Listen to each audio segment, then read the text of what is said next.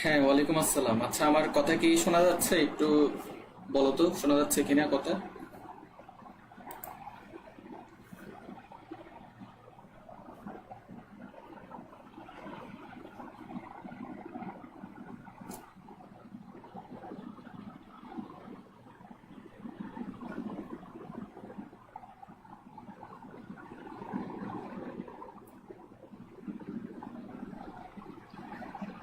হ্যাঁ, আদাব। আচ্ছা, আমার কথা কি শোনা যাচ্ছে? একটু ক্লিয়ার করো তো। হ্যাঁ, ওয়ালাইকুম আসসালাম।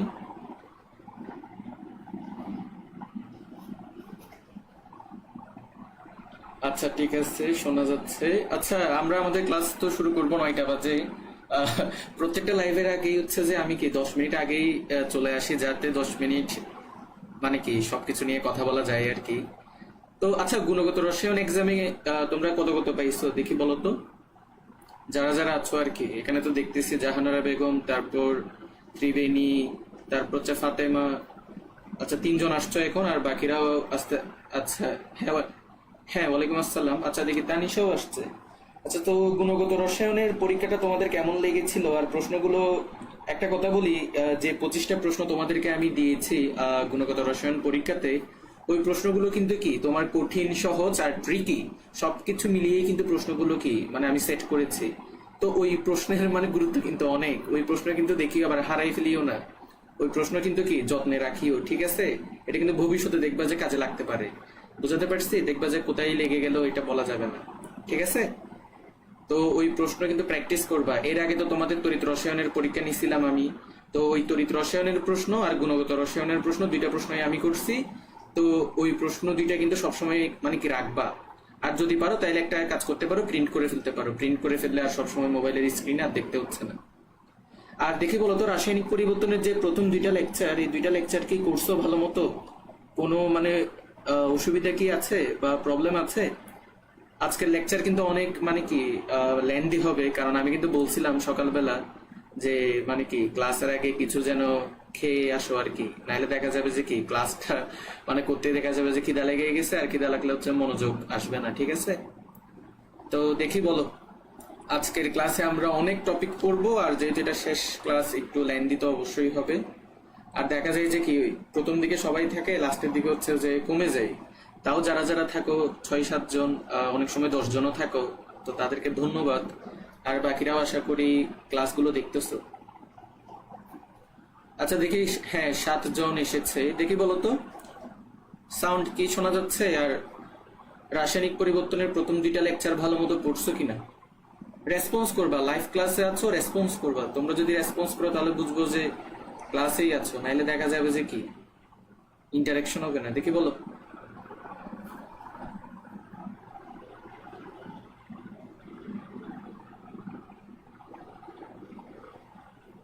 আজকে কিন্তু আমরা একটু ফাস্ট আগাবো, তাই বলবো যে কি একটু মানে কি তোমাদের হচ্ছে ফাস্ট হইতে হবে, যেহেতু অনেকগুলো টপিক আমাদের বাকি আছে, সেগুলো আমরা ডিটেলসে পড়বো যতটুকু আছে আর কি আমাদের সিলেবাসে।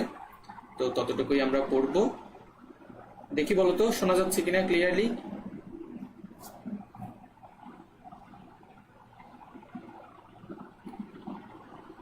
আর গ্রুপে যারা নতুন তাদের জন্য একটা কথা বলে রাখি, তড়িৎ রসায়নের ইতোমধ্যে কিন্তু 2টা ক্লাস হয়ে গিয়েছে। 2টা ক্লাস আমি নিয়েছি, এবং ওই 2টা ক্লাস তুমি এই গ্রুপে পেয়ে যাবা। ওই 2টা ক্লাসের পাশাপাশি 2টা ক্লাসের এই পিডিএফ আমি দিয়ে দিয়েছি, মানে স্লাইডের পিডিএফ। তো তোমরা 2টা ক্লাস আগে করবা, করার পর লেকচার নোট থেকে অবশ্যই কি করে ফেলবা, করে ফেলবা। শুধু লেকচার নোট দেখতে যাবা না। শুধু লেকচার নোট যদি দেখতে যাও তাহলে কিছু বুঝবা না, বেশিরভাগ কিছুই বুঝবা না। তো আগে হচ্ছে 2টা লেকচার ভালো মতো করবা, করার পর হচ্ছে যে যে 2টা আমি লেকচার স্লাইডের পিডিএফ দিছি, 2টা পিডিএফ থেকে স্লাইডে যা যা লিখেছি সেগুলো লিখে ফেলবা, আর ক্লাসে যা যা বলেছি সেগুলো লিখে ফেলবা। আর তারপরে হচ্ছে যে আমি, হ্যাঁ, 57টা এমসিকিউ এর হচ্ছে একটা পিডিএফ দিছিলাম, ওই 57টা এমসিকিউ করবা তড়িৎ রসায়নের। তার পাশাপাশি আমি তোমাদের 25 নম্বরের একটা পরীক্ষা নিয়েছি। তো তড়িৎ রসায়ন ওভারঅল শেষ হয়েছিল, আর ওইটা পুরোপুরি গ্রুপেই আছে। আর রাসায়নিক পরিবর্তনেরও 2টা লেকচার শেষ। তো যারা নতুন তারা দেখে নিবা, আর আজকেরটা শেষ লেকচার। ভাই, আরহেনিয়াসের সমীকরণের আগে পড়ি নাই, তাই মনে রাখতে একটু কষ্ট হচ্ছে। সিলেবাসে ছিল না তো আচ্ছা, আরহেনিয়াসের সমীকরণও কি মানে কি সিলেবাসে ছিল না? কি কি কমাইছে মানে কমাতে কমাতে তো মনে হয় আর রাখলো না। ওয়ালাইকুম আসসালাম। আরহেনিয়াসের সমীকরণ E base A divided by RT দ্বারা কি বোঝানো হয়েছে, এটা ভাই আরেকবার বলেন। আচ্ছা, এটা তো বেসিক্যালি কিছু না, তোমার যে সমীকরণটা জাস্ট তিনটা সমীকরণ হচ্ছে যে মনে রাখতে হবে, বুঝছো? তুমি জাস্ট আরহেনিয়াসের সমীকরণটা মনে রাখবা, ঠিক আছে? K equal to A into E to the power minus E base A divided by RT.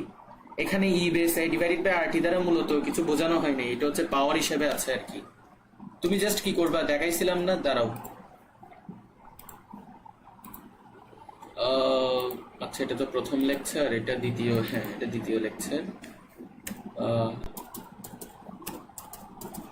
হ্যাঁ, এই যে দেখো এখানে যে তিনটা সমীকরণ দেখাইছিলাম না, এই তিনটা সমীকরণই মনে রাখবা, ঠিক আছে? তোমার এই তিনটা সমীকরণ মনে রাখলেই হবে। এই যে এই একটা, এই আরেকটা, এই আরেকটা, এই তিনটা সমীকরণই তোমার থেকে জিজ্ঞেস করবে, পরীক্ষাতে বলবে নিচের কোনটি আরহেনিয়াসের সমীকরণ নয়। ওইখানে তিনটা থাকবে, মানে তিনটা অপশনে থাকবে এই তিনটা সমীকরণ, আর এটা ভুল থাকবে। আর তুমি যেটা বলছো E base A divided by RT দ্বারা কি বোঝাই, এটা বেসিক্যালি হচ্ছে তোমার একটা ধ্রুবক হিসেবে এখানে আছে, নাহলে তুমি দেখো। আর এটা হচ্ছে মোলার গ্যাস ধ্রুবক, এটা তো ধ্রুবক। টেম্পারেচারও তোমাকে বলে দিবে, তাহলে ওইটাও ফিক্সড হয়ে গেল। অ্যাক্টিভেশন এনার্জিও যদি বলে দেয় তাহলে পুরোটাই তোমার কি হয়ে যাবে, ধ্রুবক হয়ে যাবে, ঠিক আছে? আর তুমি যদি ঢালের কথা বলে থাকো তাহলে ঢালের বেলায় তো দেখাইলামই, এই যে দেখো লনকে বনাম 1/t গ্রাফের ঢাল এটা, আর লককে হলে এটা। তো তুমি কি এটাই প্রশ্ন করছো? দেখি বলো তো, যে প্রশ্ন করছো দেখি কে। হ্যাঁ, রিয়া। আচ্ছা, বিক্রিয়ার ক্রমও সিলেবাসে নেই, মানে কি বলবো, জঘন্য করে ফেলছে মানে জঘন্য করে ফেলছে।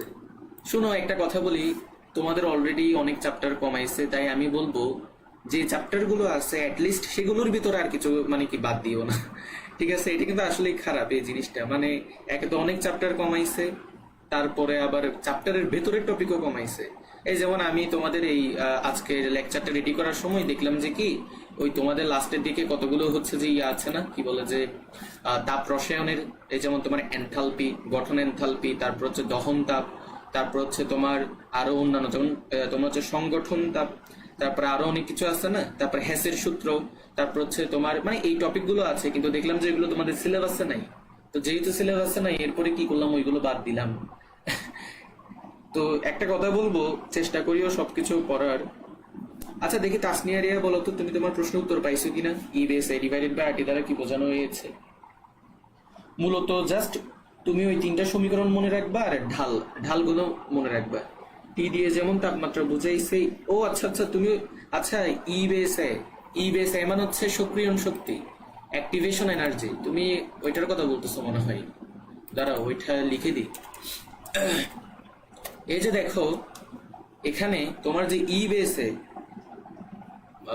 এক মিনিট দাঁড়াও, হ্যাঁ তুমি মনে হয় ই বেস এ জিনিসটা কি ওইটা জিজ্ঞেস করছো। দেখো এই যে এখানে ই বেস এ আছে, এক মিনিট, এই যে দেখো ই বেস এ, এটা মানে হচ্ছে যে বেসিক্যালি কি, এটা মানে হচ্ছে তোমার অ্যাক্টিভেশন এনার্জি, অ্যাক্টিভেশন এনার্জি।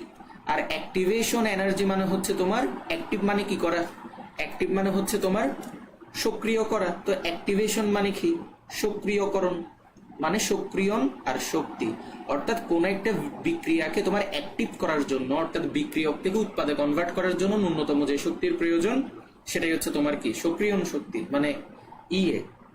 জি ভাই, এটাই বুঝাচ্ছিলাম। ও আচ্ছা আচ্ছা আচ্ছা, আশা করি এখন তুমি তোমার উত্তর পাইছো। এই এটা হচ্ছে যে বেস হিসেবে আছে, নিচে আছে অ্যাক্টিভেশন এনার্জি বা সক্রিয়ণ শক্তি, ঠিক আছে? ওকে আচ্ছা, তো তোমরা এটা একটা কাজ করিও, তোমাদের তো অলরেডি তো এটার পিডিএফ তো আমি তো দিয়ে দিছি, তোমরা একটা কাজ করিও, নোট করার সময় এটা লিখে নিও, কেমন? আচ্ছা, অলরেডি তো 9টা তো বেজে গেছে, তাহলে আমি আর কিছু ইয়া করতেছি না। ভাইয়া একটু আবার একটু বুঝিয়ে দিয়েন, কারেন্ট চলে গেছিল। আচ্ছা, ক্যাপিটাল এ দিয়ে কি বুঝাই, ক্যাপিটাল এ দিয়ে আরহেনিয়াস ধ্রুবককে বুঝাই।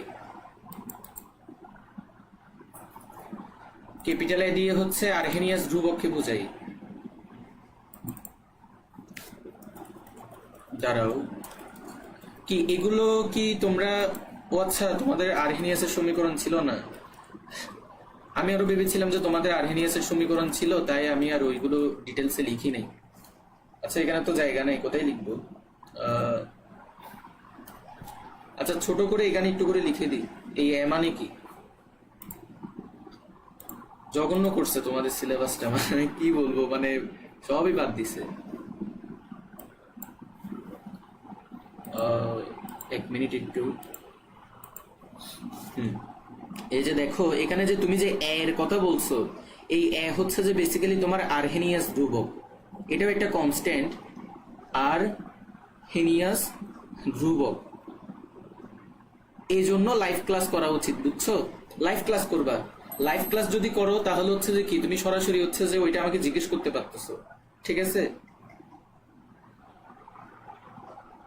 লাইভ ক্লাস করবা। লাইভ ক্লাস করলে হচ্ছে যে এই যেমন তুমি বলতেছো এটা সিলেবাসে ছিল না, আমি জানতে পারলাম, এটাই আর কি। সক্রিয়ণ শক্তিও ছিল না ভাই, ভালো হয়েছে, মানে কি বলবো, আর কিছু কিছু বলার নেই। আচ্ছা যাই হোক, আর কিছু না বলি, তাহলে চলো আমরা আমাদের ক্লাসটা শুরু করি। আজকে ক্লাসটাতে এমনি তো অনেক টপিক আছে। ওকে তাহলে শুরু করি। ভ্যান টফের সমীকরণ ছিল, তাও আপনি পড়ান ভাই। হ্যাঁ, ভ্যান টফের সমীকরণ তো পড়াইছি, ভ্যান টফের সমীকরণ পড়াইছি, ওইখান থেকে ঢাল কিভাবে বের করে ওইটা দেখাইছি। তাইলে আমরা আমাদের ক্লাস এখন শুরু করি। সবাই আর একটু কনফার্ম করো ঠিক মতো শোনা যাচ্ছে কিনা। আজকের ক্লাস একটু ফাস্ট আগাবো, তাই অন্য কোনো দিকে মনোযোগ না দিয়ে জাস্ট লেকচারের দিকে মনোযোগ দাও। দেখি সবাই কনফার্ম করো শোনা যাচ্ছে কিনা। আইরে এতবার করে বলার পরেও 5 জন মাত্র আছে লাইভে, এর থেকে দুঃখের আর কি হইতে পারে? তোমরা যদি লাইভে না থাকো দেখা যাবে যে কি আমার ইন্টারেস্টই কমে যাচ্ছে, আর ইন্টারেস্ট কমে গেলে কিন্তু তোমাদেরই লস। আমি কিন্তু যথেষ্ট মানে কি প্র্যাকটিসও করাচ্ছি, আর কনসেপ্টটা এমন ভাবে মজবুত করে দিচ্ছি যেন তোমরা ভবিষ্যতে যেন কোনো এমসিকিউতে না আটকাও।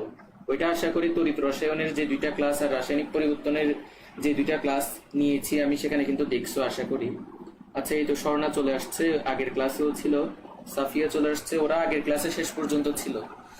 ওকে তাইলে আমি আর অন্যদের জন্য অপেক্ষা করতেছি না, যারা সবসময় রেগুলার থাকে তারা এসে গেছে, তাহলে এবার শুরু করি। ওকে আজকে হচ্ছে আমাদের লেকচার 3 এবং শেষ লেকচার। তো আমরা এর আগের ক্লাসগুলোতে বিক্রিয়ার হার ডিটেলসে পড়ছিলাম, আজকে আমরা জাস্ট প্র্যাকটিস করব। তো দেখো বিক্রিয়ার হারের একক কি, তো আশা করি এটা নিয়ে কারো ঝামেলা নাই। দেখি সবাই ঝটপট অ্যান্সার করা শুরু করো। বিক্রিয়ার হারের একক কি হবে? 15 নম্বরের উত্তর কি হবে? সবাই SMS কাব্য চলে আসছে। ওকে তাহলে বলো তো 15 নম্বরের অ্যান্সার কি হবে? বেসিক্যালি 15 নম্বরের অ্যান্সার হবে মোল পার লিটার পার সেকেন্ড। এটার অ্যান্সার তোমার কিও হইতে পারে, ক্যাপিটাল এম দিয়ে মোলারও হইতে পারে, পড়াইছিলাম। বিক্রিয়ার হার বা রেট অফ রিঅ্যাকশনের একক হচ্ছে mole per litre per second অথবা molar. Very good very good. Okay দেখো একটি বিক্রিয়ার তাপমাত্রা 20 ডিগ্রি সেলসিয়াস বৃদ্ধি করা হলে বিক্রিয়ার হার হবে, এখানে একটা ইম্পর্টেন্ট ইনফরমেশন একটু লিখে রাখো, মনে রাখবা, প্রতি 10 ডিগ্রি সেলসিয়াস তাপমাত্রা বৃদ্ধিতে, প্রতি 10 ডিগ্রি সেলসিয়াস তাপমাত্রা বৃদ্ধিতে, তার মানে তুমি যদি 10 ডিগ্রি সেলসিয়াস করে তাপমাত্রা বৃদ্ধি করো, ঠিক আছে, তাহলে তোমার যে বিক্রিয়ার হার, তোমার যে কি বলো, তোমার কি, তোমার বিক্রিয়ার হার 2 থেকে 3 গুণ বৃদ্ধি পাই, যে 2 থেকে 3 গুণ বৃদ্ধি পাই। আজকের ক্লাসটা আমি ফার্স্ট নিব, যেহেতু আমি অনেক আগে এই টপিকগুলো শেষ করাইছি। দেখো তাহলে প্রতি 10 ডিগ্রি সেলসিয়াস তাপমাত্রা যদি তুমি বৃদ্ধি করো তাহলে বিক্রিয়ার হার 2 থেকে 3 গুণ বৃদ্ধি পাবে। Okay very good very good. SMS কাব্য, নির্ঝরা, খাদিজা, সাফিয়া, জাহানারা বেগম, ত্রিবেণী, রুহুল আমিন, রিয়া, তাসনিয়া, ভেরি গুড। সবাই অ্যান্সার দেওয়ার জন্য হ্যাঁ হ্যাঁ হ্যাঁ। ওকে তাহলে এটা কি হবে বলতো? তাহলে তুমি যদি 10 ডিগ্রি সেলসিয়াস তাপমাত্রা বৃদ্ধি করো, বিক্রিয়ার হার হচ্ছে 2 থেকে 3 গুণ বৃদ্ধি পাবে। তো তোমাকে উদ্দীপকে বললো যে 20 ডিগ্রি সেলসিয়াস বৃদ্ধি করছো, তাহলে জেনারেলি কি হবে? 20 ডিগ্রি সেলসিয়াস মানে তুমি দ্বিগুণ হারে বৃদ্ধি করছো, তাহলে 2 থেকে 3 গুণ, এটা কি হয়ে যাবে? এটা হয়ে যাবে 2 এর 2 গুণ মানে 4 গুণ, 3 এর 2 গুণ মানে 6 গুণ, তাহলে 4 থেকে 6 গুণ। তো এখানে তোমার 4 গুণ আছে, এটাই হবে। ওকে আই থিঙ্ক এটা নিয়ে কারো প্রবলেম নাই, যদি প্রবলেম থাকে বলবা। Very good. এই তো আমি অ্যান্সার দেওয়ার আগে সবাই অ্যান্সার দিয়ে ফেলতেছে, ভেরি গুড। এভাবে অ্যাক্টিভ হইতে হবে। তাহলে দেখো কোনটি এ প্লাস, এই যে দেখো এবার আর কেউ কমেন্ট করিও না, এবার আর কেউ কমেন্ট করিও না। 17 নম্বর যে এমসিকিউটা আছে এটা বুঝতে হবে, এটা একটু করে ট্রিকি আছে, এটা বুঝতে হবে। তোমাকে একটা বিক্রিয়া দিল, বিক্রিয়া দিয়ে বললো যে এই বিক্রিয়াটির সঠিক হার সমীকরণ নির্দেশ করো। এখন আমি কিন্তু গত ক্লাসে তোমাদেরকে পড়াইছিলাম একটা রাসায়নিক বিক্রিয়ার যে হার, এটাকে তুমি কয়ভাবে নির্ণয় করতে পারো বলো তো? এই রাসায়নিক বিক্রিয়ার হারকে তুমি 3 ভাবে নির্ণয় করতে পারো। একটা হচ্ছে ডিরেক্ট ফর্মুলা দিয়ে, মানে আর ইকুয়াল টু যেভাবে আমরা করি সেভাবে। আরেকটা হচ্ছে ভর ক্রিয়ার সূত্র অ্যাপ্লাই করে। আরেকটা হচ্ছে যে পরিকল্পিত ফল অনুসারে। তিনটাই কিন্তু পড়াইছি। এখন এখন এখানে কোনটা অ্যাপ্লাই হবে সেটা তো আমরা জানি না, স্টেপ বাই স্টেপ দেখবো। তো ধরো যে এই যে বিক্রিয়াটা দিল, এই বিক্রিয়াটার জন্য ধরো আমি 1 নাম্বার পদ্ধতি, ধরো যে আমি 1 দিলাম, তাহলে দেখো তো বিক্রিয়াটা কি, বিক্রিয়াটা হচ্ছে যে a প্লাস 2b বিক্রিয়া করে তৈরি করলো p। তাহলে এটার জন্য যদি তুমি রেট অফ রিঅ্যাকশনের সমীকরণ লিখো, তাহলে r ইকুয়াল টু কি হবে, বিক্রিয়কের সাপেক্ষে হলে মাইনাস, তাহলে a এর ঘনমাত্রা পরিবর্তন ডিভাইডেড বাই সময়, b এর ঘনমাত্রা পরিবর্তন ডিভাইডেড বাই সময়, মূল সংখ্যাটা নিচে চলে যাবে, রাইট। আর উৎপাদের সাপেক্ষে হলে প্লাস, জানো p এর ঘনমাত্রা পরিবর্তন ডিভাইড বাই সময়। এখন এই একভাবে তুমি বিক্রিয়ার হারের সমীকরণ বের করতে পারো, কিন্তু দেখো তো অপশনে কি কোথাও তোমাকে এইরকম কিছু চাইছে? চাই নেই। অপশনে তোমাকে চাইছে যে কি, কে দিয়ে। তার মানে আমার থেকে এমন একটা হার সমীকরণ বের করতে হবে যেখানে আমার কে বলে জিনিসটা আছে। আর কে মানে কি আমরা ইতিমধ্যে পড়ছি, কে হচ্ছে বিক্রিয়ার হার ধ্রুবক। তাহলে এখন কে এটা কিভাবে বের করব? ঠিক আছে, তাহলে দেখো প্রথমত তো বুঝে গেছি একভাবে হবে না। তাহলে এবার 2 নাম্বার নিয়ম হচ্ছে যে কি, ভর ক্রিয়ার সূত্র। এখন তোমরা কিন্তু জানো ভর ক্রিয়ার সূত্র কি হয়, বিক্রিয়ার হার এটা সমানুপাতিক হবে তুমি যতগুলো বিক্রিয়ক নিছো প্রত্যেকটা বিক্রিয়কের ঘাত সহ ঘনমাত্রার। তার মানে এ বিক্রিয়কের ঘনমাত্রা, এ নিছো কয় মোল? 1 মোল, তাহলে ঘাত হবে 1 ইন্টু বি এর ঘনমাত্রা, বি নিছো 2 মোল, দুইটা ঘাতে চলে যাবে। ওকে, এখন তাহলে এখান থেকে আমরা কি পাই, আর ইকুয়াল টু কে ইন্টু এ, তারপরে হচ্ছে যে বি স্কয়ার, রাইট। এখন এটা দেখে খুশি হওয়া যাবে না, এটা দেখে অনেকে কি করবা, খ নাম্বারটা অ্যান্সার করে দিবা, কিন্তু আসলে খ নাম্বারটা অ্যান্সার হবে না। কেন হবে না? তুমি চিন্তা করো তো, এখানে যে আর আছে, এই আর এর জায়গায় তুমি কিন্তু কি বসাতে পারো, মাইনাস ডিবি বাই 2 ডিটি বসাতে পারো, রাইট। তাহলে তুমি আর এর জায়গায় কি বসাতে পারো, আমি দেখাই। তুমি এখানে আর এর জায়গায় যেটা বসাতে পারো সেটা হচ্ছে যে minus DB divided by 2 DT. কেমনে বসাইছি, এই যে আমরা 1 নম্বরে যে বিক্রিয়ার হারের সমীকরণ বের করছি এখানেই আছে R equal to minus D B by 2 D T. তাহলে এটা ইকুয়াল টু হবে কে ইন্টু এর ঘনমাত্রা ইন্টু বি এর ঘনমাত্রা স্কয়ার। তাহলে এবার দেখো এটা কি খ নাম্বারের সাথে মিলছে? খ নাম্বারের সাথে কিন্তু মিলে নাই, কারণ খ নাম্বারে কিন্তু 2 নাই, তার মানে 2 নাম্বার নিয়মটাও হবে না। তো এখন আশা করি বুঝে গেছো, তার মানে 1 নাম্বার নিয়ম, 2 নাম্বার নিয়ম, 3 নাম্বার নিয়মও যদি না হয়, তার মানে আসলে কোনটা হবে? আসলে এখানে যেটা হবে আমি সেটা এখানে দেখাচ্ছি, তোমরা একটু বুঝে নিও। আমি 3 নাম্বার নিয়মটা যেহেতু নিচে স্পেস নাই এখানে দেখাচ্ছি, তার মানে এটা পরিকল্পিত নিয়ম অনুসারে হবে। তার মানে কি, তার মানে বিক্রিয়ার হার এটা সমানুপাতিক হবে। পরিকল্পিত নিয়ম মানে কি, তুমি এক্স্যাক্টলি এখানে কত মোল বিক্রিয়া করছে জানো না, তার মানে ধরে নাও যে এ বিক্রিয়া করছিল আলফা মোল, আলফাটা ঘাতে যাবে, বি বিক্রিয়া করছিল ধরো বিটা মোল, তাহলে বিটাটা উপরে যাবে। তাহলে এবার এখান থেকে আমরা কি পাই, আর ইকুয়াল টু কি হবে বলো, 1 মিনিট দাঁড়াও। তাহলে এখান থেকে আমরা লিখতে পারি আর ইকুয়াল টু কে ইন্টু এ এর উপর যাবে আলফা, বি এর উপর যাবে বিটা। ঠিক আছে, তোমরা যারা অ্যান্সার দিচ্ছ, আচ্ছা সবাই অ্যান্সার ডি দিচ্ছ, এটা কি আসলে তোমরা আগে করছো বা মুখস্থ সেজন্য অ্যান্সার দিচ্ছ, নাকি আমি যেভাবে বুঝাচ্ছি এভাবে বুঝে অ্যান্সার করছো? দেখি বলো তো, সত্যি কথা বলবা। যদি বুঝে অ্যান্সার করো তাইলে কিন্তু ঠিক আছে। এবার দেখো আর এর জায়গায় আমি কিন্তু কি, এই যে দেখো ডিপি বাই ডিটি বলতে পারি, তাহলে কি বলতে পারি, ডিপি বাই ডিটি। তাহলে ইকুয়াল টু কত হবে, কে। এই যে এই জন্যই আমি বলি স্লাইড, মানে শুধু স্লাইড না দেখার জন্য। এখন কেউ মনে করো এই ক্লাসটা না করে সে হচ্ছে যে স্লাইড দেখতে গেল, এখন স্লাইড দেখতে গিয়ে তার মাথায় এটা আসবে না যে কিরে, মানে এখানে 1 নাম্বার, এখানে 2 নাম্বার, 3 নাম্বার, আবার উপরে কেন গেল, মানে কি উপরে কেন গেল, এটা মনে করবে। বুঝে করছে, ওকে, বুঝে করলে তাহলে ভালো। এবার তাহলে এটা আমাদের আনসার ঘ হবে। ওকে, দেখে 18 নম্বর অ্যান্সার করে, এগুলো সব পড়াইছি আজকে, জাস্ট এগুলো প্র্যাকটিস করতেছি। যে দেখি বলো 18 নম্বর কি হবে, নিচের কোনটি শূন্য ক্রম বিক্রিয়া, অ্যান্সার করো, অ্যান্সার করো। নিচের কোনটি শূন্য ক্রম বিক্রিয়া, ভালো মতো বুঝাই দিছিলাম, গ্রাফও আঁকাই দিছিলাম, শূন্য ক্রম বিক্রিয়ার বিভিন্ন সমীকরণও দেখাইছিলাম, কোনটা কিভাবে শূন্য ক্রম বিক্রিয়া সেটাও বুঝাইছিলাম। দেখে অ্যান্সার করো কি হবে, 18 নাম্বার অ্যান্সার করো। ভেরি গুড, এ নাম্বারটাই হবে অ্যান্সার, এ নাম্বারটাই কি হবে, অ্যান্সার হবে। তাহলে এখানে যদি, আচ্ছা শোনো একটু করে সবাই ইয়া করিও, মানে মানে ধৈর্য ধরিও। আমার হচ্ছে যে কি, মানে যে ট্যাবের মধ্যে ক্লাসটা নিচ্ছে ওইটা একটু ইয়া করতেছে। এটা আমাদের ক নাম্বারটা হবে, ঠিক আছে। একটু করে জাস্ট একটু করে রিভিউ দিই। রিভিউ কি, আমরা জানি শূন্য ক্রম বিক্রিয়া হচ্ছে সেই বিক্রিয়া যেখানে বিক্রিয়ার হার এটা হচ্ছে ঘনমাত্রার, বিক্রিয়কের ঘনমাত্রার শূন্য ঘাতের সমানুপাতিক হয়। তাহলে R equal to K into C to the power 0 হবে। এখন R equal to C to the power 0 মানে 1 হবে। তাহলে আর মানে হচ্ছে যে বিক্রিয়কের সাপেক্ষে নিলে minus, minus D C by D T is equal to K. যারা আগের লেকচার করো নাই কাইন্ডলি করে নিবা। তাহলে এবার চিন্তা করো, আচ্ছা দাঁড়াও এখানে ক নাম্বারের মাইনাসটা মুছে গেছে, দাঁড়াও 1 মিনিট। হ্যাঁ, তাহলে এটা আমাদের অ্যান্সার কি হবে? ক নাম্বারটা হবে। 19 নাম্বারটা অ্যান্সার দাও। এটা তো ডিরেক্ট মুখস্থ একটা মানে জিনিস দিল। 19 নাম্বারটা ভেরি গুড। যারা যারা এই দিচ্ছ, এই তো সবাই অ্যাক্টিভ আছে। এটাই হচ্ছে যে কি লাইভ ক্লাসের মজা। ঠিক আছে, রেকর্ডেড ক্লাসে এই ফিল পাওয়া যায় না। 19 নাম্বারটা অ্যান্সার করো তো, প্রথম ক্রম বিক্রিয়ার। আর শুনো, এটা হচ্ছে ডিরেক্ট চলে আসে। Very good Riya, very good. গ নাম্বার হবে 0.693 ডিভাইড বাই কে। নির্ঝরা, রিয়া, তারপর সাফিয়া, ভেরি গুড। সবাই অ্যান্সার দিচ্ছে। রুহুল আমিন, ওকে। 20 নাম্বারটা বুঝতে হবে। 20 নাম্বারটা দেখি আমি করতে করতে দেখি কে করে ফেলতে পারে, দেখি। আমি এখানে বুঝাই দিচ্ছি। ও আচ্ছা, তোমরা তো সক্রিয়ণ শক্তি পড়ো নাই। আচ্ছা, এটা পারবা না, এটা দেখাই দিচ্ছি আমি। দেখো সক্রিয়ণ শক্তি তোমরা তো দেখো, তোমাদেরকে কিন্তু আমি বলছিলাম সক্রিয়ণ শক্তি মানে হচ্ছে সেই শক্তি যেটা ছাড়া হচ্ছে যে কি বিক্রিয়া মানে কি অ্যাক্টিভ হয় না। ঠিক আছে, এখন দেখো তোমার এই পাশে দেখো রিয়েক্টেন্ট। রিয়েক্টেন্ট মানে হচ্ছে বিক্রিয়ক। প্রোডাক্ট মানে কি? প্রোডাক্ট মানে হচ্ছে যে, আচ্ছা 20 নাম্বার কি দেখা যাচ্ছে না? একটু সবাই মানে একটু বলো তো, দেখা যাচ্ছে নাকি যাচ্ছে না? 20 নাম্বার দেখা যায় না, 20 নাম্বার দেখা যায় না। এখন 20 নাম্বারটা তো বড়ও তো করা যাবে না, এখানে বড় করলে দেখা যাবে এগুলো ফেটে গেছে। কি করা যায়? আচ্ছা একটা কাজ করা যায়, সেটা হচ্ছে যে আঁকানো যায়। ঠিক আছে, আঁকাই দিই, কি বলো? আঁকাই দিই, এটাই আশা করি ভালো হবে। এটা ছাড়া তোর উপায় দেখতেছি না। আচ্ছা ঘটনা হচ্ছে যে এরকম, তোমার এখান থেকে হচ্ছে যে এই যে, ঠিক আছে, আর এখানের মধ্যে হচ্ছে যে তোমার একটা ব্যারিয়ার আছে। তো বললো যে এখানে ওয়াই স্লাইড দিলে তখন দেখবা, কারণ স্লাইড দিলে তো তুমি তো জুম করতে পারতেছো।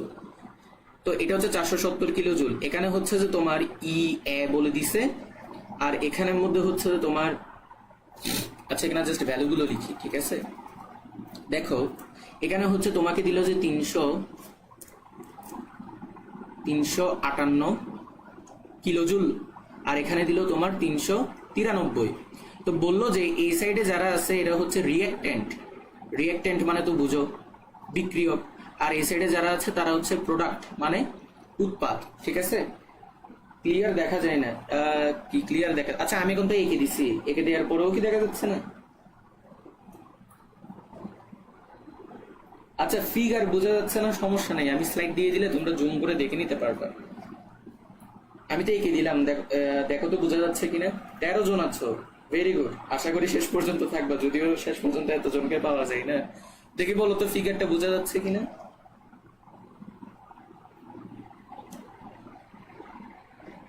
দেখা যায় এখন, ওকে। তাহলে এবার আমি তো ফিগারটা এঁকে দিলাম, চিত্রটা আছে। তাহলে এবার দেখো, তো বললো যে সক্রিয়ণ শক্তি বের করো, মানে আমার থেকে অ্যাক্টিভেশন এনার্জি বের করতে হবে। এখন এই চিত্রটা আগে ভালো মতো বুঝো। ওইসে এখন আর কেউ কমেন্ট করিও না, আমি বলবো কমেন্ট করতে। এই ফিগারটা বুঝো। তোমাকে বিক্রিয়কের সাইডে বলে দিল যে শক্তি হচ্ছে 358, উৎপাদের সাইডে শক্তি বলে দিল 393। এখন চিন্তা করো ওয়াই মানে কি? সর্বোচ্চ শক্তি। অর্থাৎ এই যে তোমাকে একটা বেরিয়ার দিল এখানে, এই বেরিয়ারের সর্বোচ্চ শক্তি হচ্ছে 470 কিলো জুল। এখন আমি তোমাকে বলছিলাম একটা রাসায়নিক বিক্রিয়া তখনই সম্পন্ন হবে যখন বিক্রিয়ক থেকে উৎপাদে পরিণত হবে। এখন চিন্তা করো, বিক্রিয়ক এটাকে যদি উৎপাদে পরিণত করতে হয় তাহলে অবশ্যই এই যে ব্যারিয়ারটা আছে, এই ব্যারিয়ারটা টপকায়ে ওইদিকে যেতে হবে। এখন চিন্তা করো এই ব্যারিয়ারটা টপকাতে দেখো কি পরিমাণ শক্তি প্রয়োজন হয়, 470 কিলো জুল। অর্থাৎ ব্যারিয়ারটা যদি টপকাইতে হয় তাহলে হচ্ছে যে কি 470 কিলো জুল লাগে। এখন বিক্রিয়কের মধ্যে অলরেডি তোমার 358 কিলো জুল আছে, তার মানে তোমার আর কি পরিমাণ শক্তি লাগবে যেটা পেলে তুমি এই বিক্রিয়াটা সম্পন্ন করবা?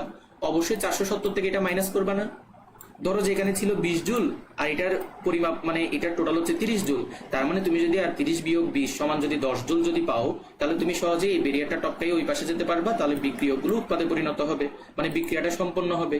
অর্থাৎ আমি যেটা বোঝাতে চাচ্ছি, এই বিক্রিয়াটা তখনই সম্পন্ন হবে যখন বিক্রিয়কগুলো উৎপাদে পরিণত হবে। আর সেই জন্য আমার 470 মাইনাস 358 কিলোজুল পরিমাণ শক্তি লাগবে আরো। ঠিক আছে, আর সেটাকেই বলে সক্রিয়ণ শক্তি। 10 থেকে 8 গেলে কত হয় বলো? 2 হয়, তাই না? এখন 2 যদি হয়, এটা 6, তাহলে হচ্ছে তোমার এক এটা কিলোজুল পার মোল। এটা কি বুঝছো? সক্রিয়ণ শক্তি তোমাদের ছিল না, তাই যদি না বুঝে একটু করে বলবা কাইন্ডলি। সিলেবাসটা এতই জঘন্য করে দিছে তোমাদের। দেখি বলো তো এটা বুঝছো কিনা। যদি না বুঝো বলো, আমি এটা আবার একবার বুঝাই দিব। মোটমাট কথা হচ্ছে বিক্রিয়কের মধ্যে 358 কিলোজুল শক্তি আছে, কিন্তু তার থেকে উৎপাদে পরিণত হইতে হলে কি লাগবে, আরো 112 কিলোজুল লাগবে।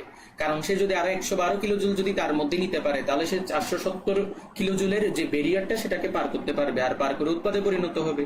আর যেই ন্যূনতম শক্তি অর্থাৎ এই 112 কিলোজুল, এটাই হচ্ছে সক্রিয়ণ শক্তি। বুঝছি, অ্যাগেন প্লিজ। আচ্ছা অ্যাগেন বলতে আমি এখন বুঝে দিলাম, আবার এবার বলো তো SMS কাব্য বুঝছো কিনা, দেখি সবাই বলো বুঝছো কিনা। ওকে, সবাই বুঝছে। ওকে, এখন এসে বলো যে ড্যালেজ কত। তো মনে রাখবা ড্যালেজ মানে হচ্ছে বিক্রিয়া তাপের পরিবর্তন। জাস্ট মনে রাখবা উৎপাদের মধ্যে টোটাল যে তাপ আছে সেখান থেকে তুমি কাকে বিয়োগ করে দিবা, বিক্রিয়ককে বিয়োগ করে দিবা, মানে বিক্রিয়কের তাপকে বুঝাচ্ছি আর কি, ঠিক আছে। উৎপাদ তাপ মাইনাস বিক্রিয়ক তাপ।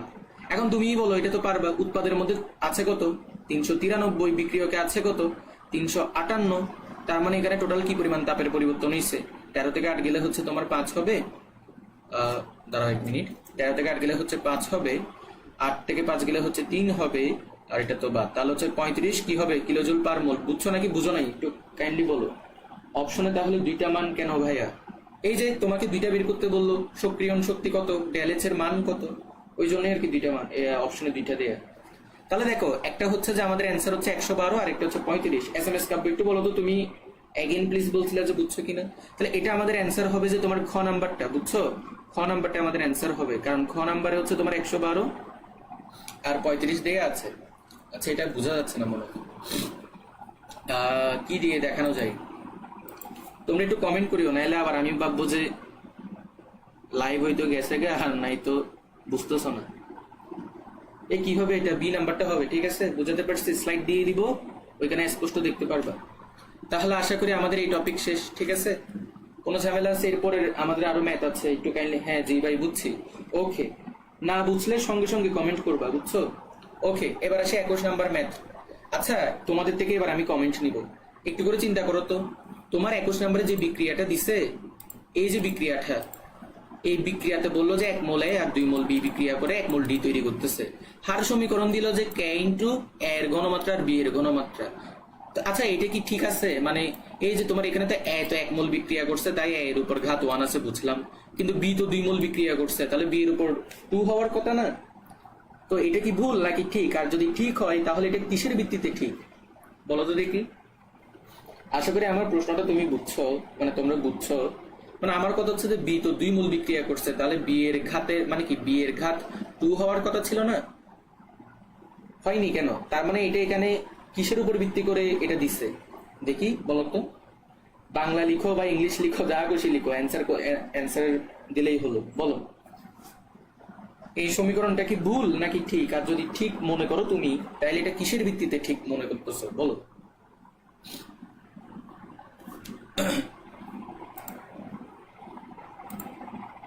তোমরা হয়তো এইভাবে করে আগে কখনো চিন্তা করো নাই, জাস্ট MCQটা পাইছো, জাস্ট হচ্ছে সঙ্গে সঙ্গে সলভ করতে পারলে করছো, আর নয়তো সলিউশন থেকে সলভ করে ফেলছো মেবি। বাট এটার ভিতরেও কিন্তু বোঝার জিনিস আছে। আচ্ছা, কি কেউ কমেন্ট করতেছো না যে কি পারবা না নাকি? হ্যাঁ, এটা কিন্তু পড়াইছি, এখানে বি এর উপর ঘাত 2 কেন হয়নি এটা তো বলা উচিত। আচ্ছা, না পারলে সমস্যা নেই, আমি বলে দিব, কিন্তু কাইন্ডলি একটু তাড়াতাড়ি বলো, না হলে হচ্ছে যে আমাদের সামনে টপিক গুলোতে সময় আরো বেশি লাগবে। একটু সবাই বলো তো। আর আর একটা রিকোয়েস্ট করবো, আজকে হচ্ছে যে শেষ লেকচার রাসায়নিক পরিবর্তনের, প্লিজ সবাই থাকো ঠিক। এই তো ভেরি গুড, পরীক্ষা অফ দ্য ফল, এই তো কে বলছে এটা? হ্যাঁ Safia, very good very good. এটা হচ্ছে পরীক্ষা অফ দ্য ফল অনুসারে, ভেরি গুড। এই তো এটাই হচ্ছে যে কি, মানে খুশি লাগা, মানে পড়াইছি যে তাহলে এটা সার্থক হলো। হ্যাঁ, পরীক্ষা অফ দ্য ফল অনুসারে পড়াইছিলাম না? তোমার যদি বি এর উপর যদি 2 হইতো, তার মানে এটা কি হইতো, ভর ক্রিয়ার সূত্র অনুসারে হইতো, রাইট? যেহেতু বি এর উপর 2 নাই, তার মানে কি হইলো, তুমি বিক্রিয়া করার আগে চিন্তা করলে যে কি, আমার হয়তো এখানে এ লাগবে 1 মোল, বি লাগবে 2 মোল, তাহলে হয়তো আমি ডি পাবো। কিন্তু পরীক্ষা করার পর দেখলা যে কি উল্টা ঘটনা হয়েছে, এ লাগলো 1 মোল, বিও লাগলো 1 মোল। তো সেটাকে বলে কি,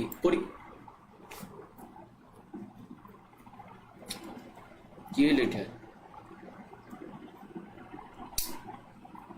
শিট। আচ্ছা, এটা চলে গেছে, দাঁড়াও 1 মিনিট, আমি উপরে ক্লিক করার কারণে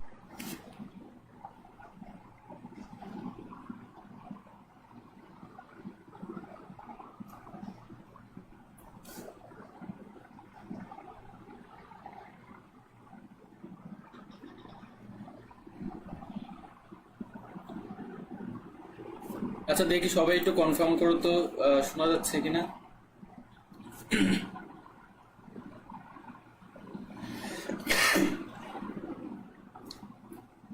একটু কনফার্ম করো সবাই শোনা যাচ্ছে কিনা। আস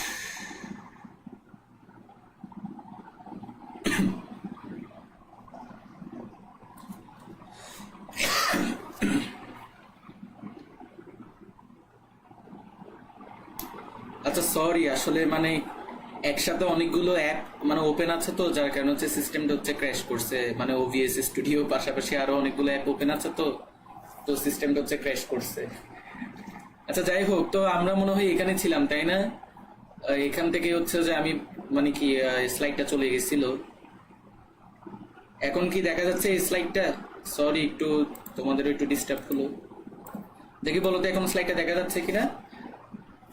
তো এখন দেখো, তাইলে কথা হচ্ছে যে কি, তো আমরা তাহলে বুঝলাম এটা। এখন কথা হচ্ছে আমরা এটা সলভ করব। তো সলভ করব, তাহলে চলো সলভ করি। তাহলে দেখো, যদি বললো যে যদি উভয় বিক্রিয়কের ঘনমাত্রা 2 গুণ করা হয়, তাহলে দেখো তোমাকে যে বিক্রিয়ার হার দিল সেটা হচ্ছে যে কি, যদি উভয় বিক্রিয়কের ঘনমাত্রা যদি 2 গুণ করা হয়, তাহলে দেখো কে ছিল, তো তুমি এ বিক্রিয়কের ঘনমাত্রা তুমি কি করলা, 2 গুণ করলা, তাহলে এটা 2a হবে। তারপর বি এর ঘনমাত্রা তুমি 2 গুণ করলা, তাহলে 2b হবে। এখন তুমি যদি বিক্রিয়কের ঘনমাত্রা চেঞ্জ করো, পরীক্ষালব্ধ ফল হলে পাওয়ার হিসেবে আলফা বিটা থাকা লাগবে না ভাইয়া? না না, এই যে দেখো তোমার কনসেপ্ট একটু ঝামেলা আছে। শুনো, পরীক্ষালব্ধ ফল হইলে যে আলফা বিটা থাকবে এমন তো কোনো কথা নাই। এই আমি তো এগুলো গত লেকচারে করাইছি। গত লেকচার কি দেখো নাই? গত লেকচারে আমি করাইছি তো। পরীক্ষালব্ধ ফল মানে কি, যেটা তুমি জানো না। কারণ একটা বিক্রিয়া ঘটার আগে তুমি একরকম চিন্তা ভাবনা করো, বিক্রিয়া ঘটার পরে তো এমনও তো হইতে পারে যে সেটা ঘটলো না। এখন এক্স্যাক্টলি কত মোল লাগবে তুমি কি জানো? জানো না তো। সেই জন্যই আমরা মানে কি ধরে নি যে এ হচ্ছে আলফা মোল বিক্রিয়া করে, বি হচ্ছে বিটা মোল বিক্রিয়া করে। তো এখানে তো অলরেডি তোমাকে তো বলে দিল এ এর উপর ঘাত 1, বি এর উপর ঘাত 1। তার মানে কি বিক্রিয়া শেষে আমরা বুঝলাম যে এ বিক্রিয়া করলো 1 মোল আর বি বিক্রিয়া করলো 1 মোল। এটা নিয়ে কি কারো আর কোনো কনফিউশন আছে? পরীক্ষালব্ধ ফল হইলে যে আলফা বিটা থাকবে এমন কোনো কথা নেই। সেটা এক্স ওয়াই হইতে পারে, তারপর যে কোনো কিছু হইতে পারে। ঠিক আছে, এটা তো গত লেকচারে পড়াইছিলাম। ধরো যে তুমি একটা বিক্রিয়া হিসাব নিকাশ করে, ধরো যে আমি যদি বলি এরকম, গত ক্লাসে এটা করাইছিলাম। ধরো যে মানে কি 3 মোলে আর বি মোল বিক্রিয়া করে তোমার 4 মোল পি পাবা, এরকম তুমি একটা কি মানে বিক্রিয়ার আগে ক্যালকুলেশন করলা। কিন্তু বিক্রিয়া শেষ হওয়ার পর তুমি দেখলা যে উল্টা ঘটনা ঘটলো। দেখলা যে 2 মোল এ লাগছে, 3 মোল বি লাগছে কি উৎপন্ন করতে, 4 মোল পি উৎপন্ন করতে। তাহলে এটার জন্য তখন যে আর এই আর এর মান কি হবে, এর ঘনমাত্রা whole to the power 2 into B এর ঘনমাত্রা হোল টু দি পাওয়ার 3। অর্থাৎ আগের বার যেটা ছিল এখন সেটা চেঞ্জ হয়েছে। পরীক্ষালব্ধ ফল হলেই যে আলফা বিটা হবে এমন কোনো কথা নেই। আলফা বিটা আমরা কেন ধরি, কারণ আমরা তো এখনো তো পরীক্ষাটা করি নেই। পরীক্ষা করার পরে না বুঝবো এক্স্যাক্টলি কত মোল লাগছে।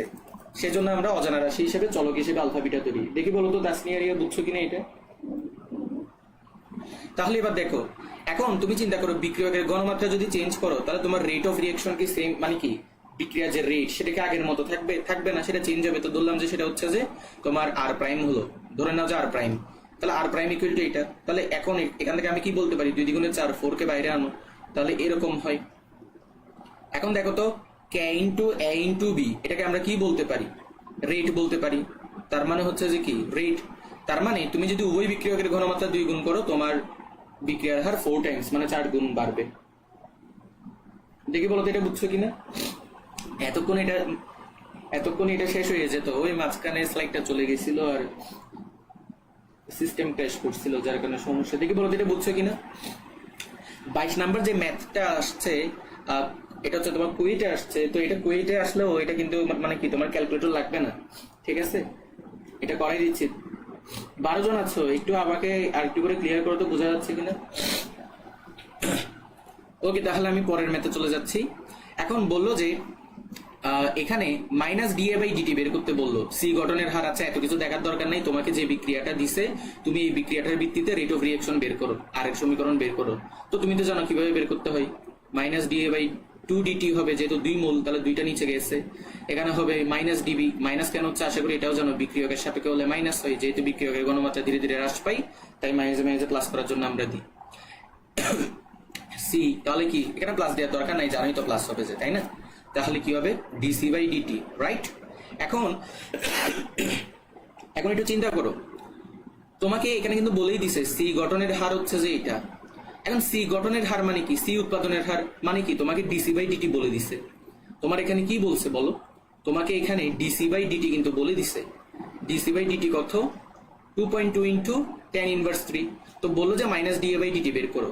আচ্ছা খেয়াল করো তো, এই পুরো সমীকরণ থেকে কিন্তু আমি কি একটা কথা বলতে পারি, খেয়াল করো তো, এখানে আমি কি এটা বলতে পারি না, minus DA divided by 2 DT যে কথা, 2.2 ইন্টু টেন ইনভার্স 3 ও সেম কথা। তাহলে এবার দেখো তো, উভয় পাশে তুমি 2 দিয়ে গুণ করে দাও, তাহলে গুণ করে দিলে তুমি কিন্তু পেয়ে যাবা কি মাইনাস ডিএ বাই ডিটি, 2 দিয়ে গুণ করছো, তাহলে বাম পাশে 2 চলে যাবে, ওইখানে 4.4 ইন্টু টেন ইনভার্স 3 হবে। দেখি বলো তো এই ম্যাথটা বুঝছো কিনা, দেখি বলো। গত লেকচারগুলোতে আমরা এগুলো ডিটেলস আলোচনা করছি, তাই এই লেকচারে আমরা জাস্ট প্র্যাকটিস করতেছি। দেখি বলো এগুলো বুঝছো কিনা। সবাই রেসপন্স করবে, একদম সবাই। দেখে বলো এই ম্যাথ, রুহুল আমিন 22 ডি, এই তো রুহুল আমিন আগে অ্যান্সার দিয়ে রাখছে। তো বাকিরা বুঝছো কিনা বলো। বুঝছি, ওকে বুঝছি। সবাই সবাই সবাই সবাই কমেন্ট করো, না বুঝলে সরাসরি প্রশ্ন করবা সাথে সাথে। ওকে, তাহলে আমি নেক্সটে যাই। দেখো এটাও পড়াইছিলাম কি কোনটা কত ক্রমের বিক্রিয়া, বুঝবো কিভাবে। ওকে বুঝছি, ওকে পারবিন আসছে, আচ্ছা যাই হোক। তো সবাই বুঝছো, তাইলে এবার শুরু করি। তাহলে দেখো কোনটা কোন ক্রম বিক্রিয়া পড়াইছিলাম। দেখো আচ্ছা তোমাদের থেকে একটু করে জিজ্ঞেস করি, একটু টেস্ট নি তোমাদের, দেখি জৈব রসায়ন কতটুকু পড়ছো। এখানে যে যৌগটা আছে এটা দেখে কি মনে হচ্ছে, এটা কি অ্যালকোহল, জৈব অ্যাসিড, নাকি অ্যাস্টার, নাকি তোমার অ্যামিন, নাকি অন্য কিছু বলো তো। এই যে যৌগটা আছে এটা দেখে কি মনে হচ্ছে, এটার নাম কি হইতে পারে। বাকিগুলো তো পারবা যে, তো জানি, যেমন এটা হচ্ছে তোমার জৈব অ্যাসিড, এটা হচ্ছে তোমার অ্যালকোহল, এটা কি বলো। দেখি বলো তো কে আগে অ্যান্সার দিতে পারে দেখি। ওকে, এই না না না না না, কিটোন কিভাবে, কিটোন না তো, কিটোন হবে না, অ্যাস্টার হবে। কেন অ্যাস্টার হবে, অ্যাস্টারের কার্যকরী মূলক কি বলো, অ্যাস্টারের কার্যকরী মূলক কি, চোর তাই না, মানে বন্ড সি ডাবল আর, ঠিক আছে, চোর, তাই না। অ্যাস্টারের কার্যকরী মূলক কি, বন্ড সি ডাবল আর কি অ্যালকাইল মূলক। তো এখানে দেখো না সি ডাবল আছে, CH3 আছে, CH3 কি একটা অ্যালকাইল মূলক না। ওকে, তাহলে এবার খেয়াল করো, তার মানে এটা হচ্ছে অ্যাস্টার। তো তুমি খেয়াল করো তুমি এখানে কি করছো, যে এখানে তুমি যেটা করছো বেসিক্যালি তুমি অ্যাস্টারের আর্দ্র বিশ্লেষণ করছো, অ্যাস্টারকে পানিতে কি করছো, বিশ্লেষিত করছো। বিশ্লেষিত করে তুমি কি পাইছো, জৈব অ্যাসিড পাইছো, অ্যালকোহল পাইছো। এখন আমি কিন্তু তোমাদেরকে পড়াইছিলাম, দেখি আমি অ্যান্সার দেওয়ার আগে তোমরা অ্যান্সার দাও, এটা কত ক্রমের বিক্রিয়া হবে, এই বিক্রিয়াটা কত ক্রমের হবে। সবগুলো আলোচনা করছিলাম গত লেকচারে, বলো এই বিক্রিয়াটার ক্রম কত হবে। বলেই দিলাম এখানে অ্যাস্টারের আর্দ্র বিশ্লেষণ হচ্ছে, বিশ্লেষণ মানে বিয়োজন হচ্ছে। দেখো H+ কিন্তু চলে যাচ্ছে, তার মানে বিয়োজিত হচ্ছে, তার মানে এখানে কি হচ্ছে বিয়োজন। আর যেগুলো বিয়োজন বিক্রিয়া সেগুলো কি ধরনের বিক্রিয়া বলো তো, পড়াইছিলাম বিয়োজন বিক্রিয়াগুলো কি ধরনের বিক্রিয়া হয়। বিয়োজন বিক্রিয়াগুলো কি ধরনের বিক্রিয়া হয় বলো।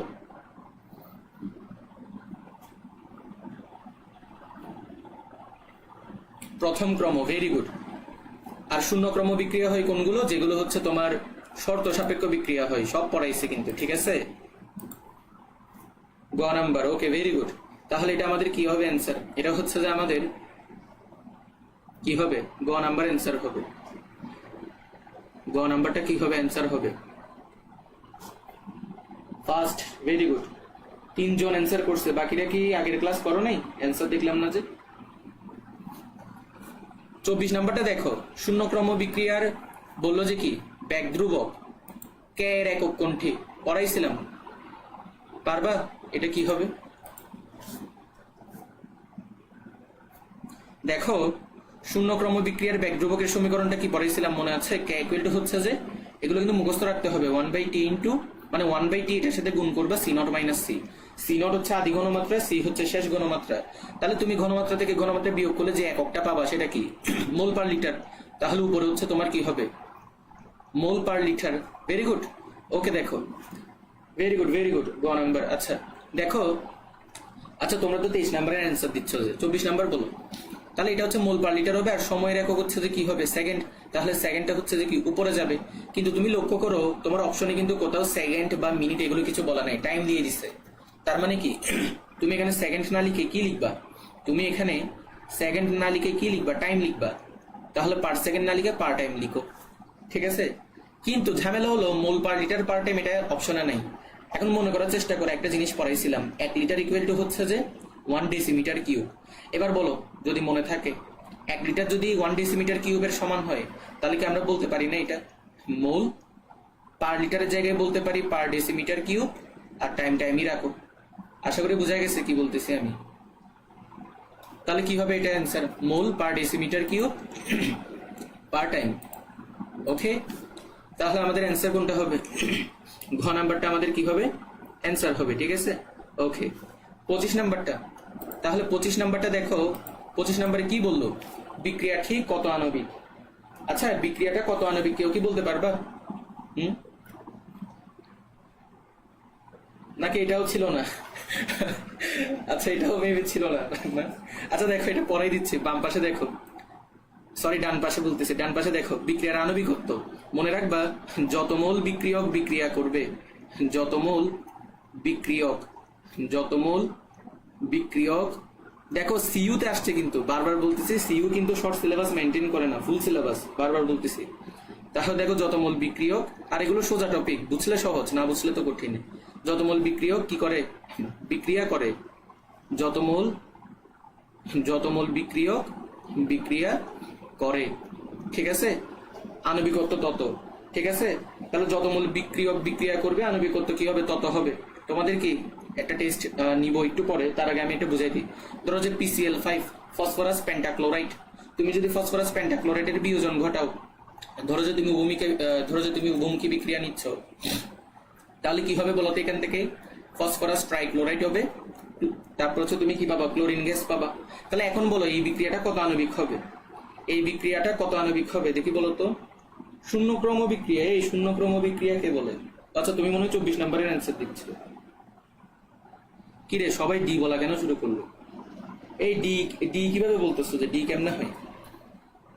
আমি তোমাকে এটার কথা জিজ্ঞেস করছি যে এখন যেটা পড়াচ্ছি PCl5 এর বিয়োজনে PCl3 হচ্ছে আর Cl2 হচ্ছে, এটা কত আণবিক? 1, 2, 3, 4, 5, 6 কোনটা? এই বিক্রিয়াটার আণবিকত্ব কত? অবশ্যই কি হবে? আচ্ছা, তোমরা 25 নম্বরে অ্যান্সার দিচ্ছ, ঠিক আছে? 25 নাম্বার, হ্যাঁ 1 মোল। দেখো এখানে যদি 1 মোল বিক্রিয়া করতেছে, তাহলে এটা হচ্ছে যে কত হবে? 1 আণবিক হবে, রাইট? বুঝছি তোমরা কোনটার অ্যান্সার দিচ্ছ, তোমরা 25 নম্বরের অ্যান্সার দিচ্ছ, ঠিক আছে? আচ্ছা, এবার একটা টেস্ট নিই, এটা কি পারবা? দেখি বলো তো এই বিক্রিয়াটা কত আণবিক হবে? আমাদের অতি পরিচিত সমীকরণ, যেটা আমরা সবসময় দেখি আর কি, নাইট্রোজেন আর হাইড্রোজেন বিক্রিয়া করে তোমার কি করে বলতো? অ্যামোনিয়া তৈরি করে। দেখি বলতো এই বিক্রিয়াটা কত আণবিক হবে? সবার অ্যান্সার চাই আমি এখানে সবার অ্যান্সার চাচ্ছি। ভুল হলে ভুল হোক, অ্যান্সার করো। জানি এটা অনেকেই ভুল করবা, সেজন্যই বলতেছি। দেখি বলতো এই বিক্রিয়াটা কত আণবিক হবে? 1, 2, 3, 4, 5, বলো কি হবে? কোনটা হবে? এই বিক্রিয়াটা কত আণবিক হবে বলো?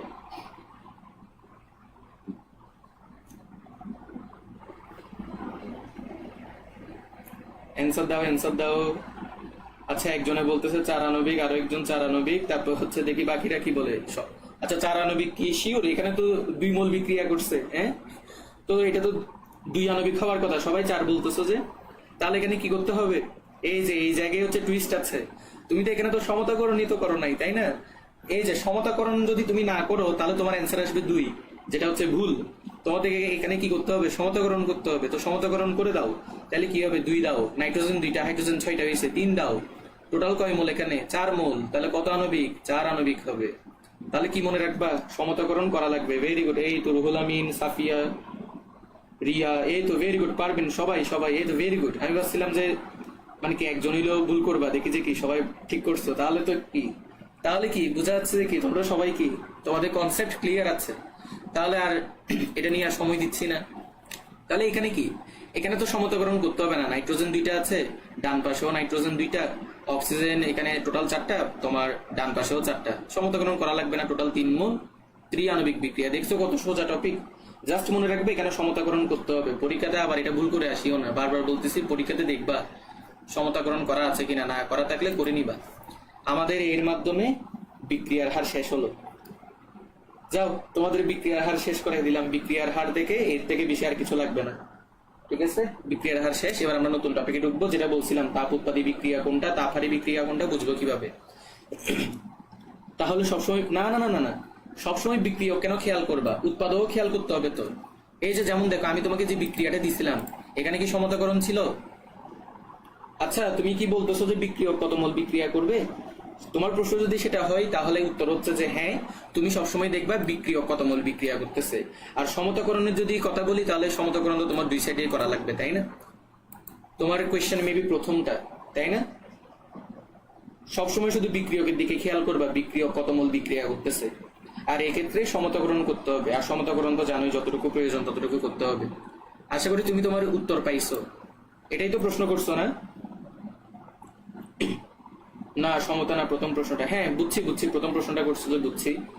তা আশা করি উত্তর পাইছো। শুধু বিক্রিয়ক কত মোল বিক্রিয়া করতেছে সেটাই দেখবা, সেটাকে হচ্ছে তোমার আণবিক করতে হবে, আর সমতাকরণ মাস্ট করা লাগবে। নেক্সট টপিক হচ্ছে তাপ উৎপাদী বিক্রিয়া, যেটা আমি বলছিলাম তোমাদের পরীক্ষাতে আসে নিচের কোনটি তাপ উৎপাদী কোনটা তাপহারী দেখাও বা বলো। তো এই জিনিসটা কোনো ছন্দ দিয়ে আজকের প্রত্যেকের মুখস্থ করবা না, বুঝাই দিচ্ছি, ভালো মতো বুঝো। অলরেডি কিন্তু তোমাদেরকে প্রথম আর দ্বিতীয় লেকচারে অনেকগুলো বিক্রিয়া করাইছি, ওইখানে দহন বিক্রিয়া নিয়েও পড়াইছি। দহন বিক্রিয়া যে তাপ উৎপাদী বিক্রিয়া হয় অলরেডি তোমাদেরকে ওইটাও পড়াইছি। তো এখানে একটু ফাস্ট আগাবো। তাহলে দেখো, বললো যে তাপ উৎপাদী বিক্রিয়া কি, যেখানে তাপ উৎপন্ন হয় বা নির্গত হয়। তাহলে তোমাদের প্রথমত একটা অতি পরিচিত বিক্রিয়া, যেটা তোমরা সবাই জানো, যেটা আমরা অনেকবার ব্যবহার করছি, সেটাই আমি দেখাচ্ছি। তাহলে দেখো, সেটা যদি দেখাই, ধরে নাও তোমার এখানের মধ্যে নাইট্রোজেন আছে, তুমি নিছো 3 মোল হাইড্রোজেন, বিক্রিয়া করাচ্ছ, এবং তুমি বিক্রিয়া করাই এখানের মধ্যে হচ্ছে তুমি অ্যামোনিয়া পাইছো, রাইট? এখন এই বিক্রিয়াটা হচ্ছে একটা তাপ উৎপাদী বিক্রিয়া। কেন জানো? সবাই একটু মনোযোগ দাও, আর কেউ কমেন্ট করিও না, আমি বলবো কমেন্ট করার জন্য। এই বিক্রিয়াটা তাপ উৎপাদী, তার কারণ হচ্ছে নাইট্রোজেন আর হাইড্রোজেন যখন বিক্রিয়া করে তখন দেখা যায় অ্যামোনিয়ার পাশাপাশি এখানে তাপ উৎপন্ন হয়। এবং এটা মুখস্থ রাখবা, পরীক্ষাতে জিজ্ঞেস করলে অ্যান্সার করবা 92 কিলোজুল। অর্থাৎ অ্যামোনিয়া তৈরির পাশাপাশি এখানে 92 কিলোজুল তাপ কি হচ্ছে, উৎপন্ন হচ্ছে। তাহলে যেহেতু এখানে তাপ উৎপন্ন হচ্ছে, এই যে দেখো প্লাস মানে কি উৎপন্ন হচ্ছে এটার সাথে, তাহলে এটা তাপ উৎপাদী বিক্রিয়া। এখন এটাকে অন্যভাবেও লেখা যায়। অন্যভাবে কিভাবে লেখা যায়? তুমি এটাকে এইভাবেও লিখতে পারো, সেটা হচ্ছে যে তুমি এখানে অ্যামোনিয়াকে রাখলা, শেষ পর্যন্ত প্লিজ ক্লাসটা করিও। ডেলএইচ এর মান দিলা কি, -92 কিলোজুল।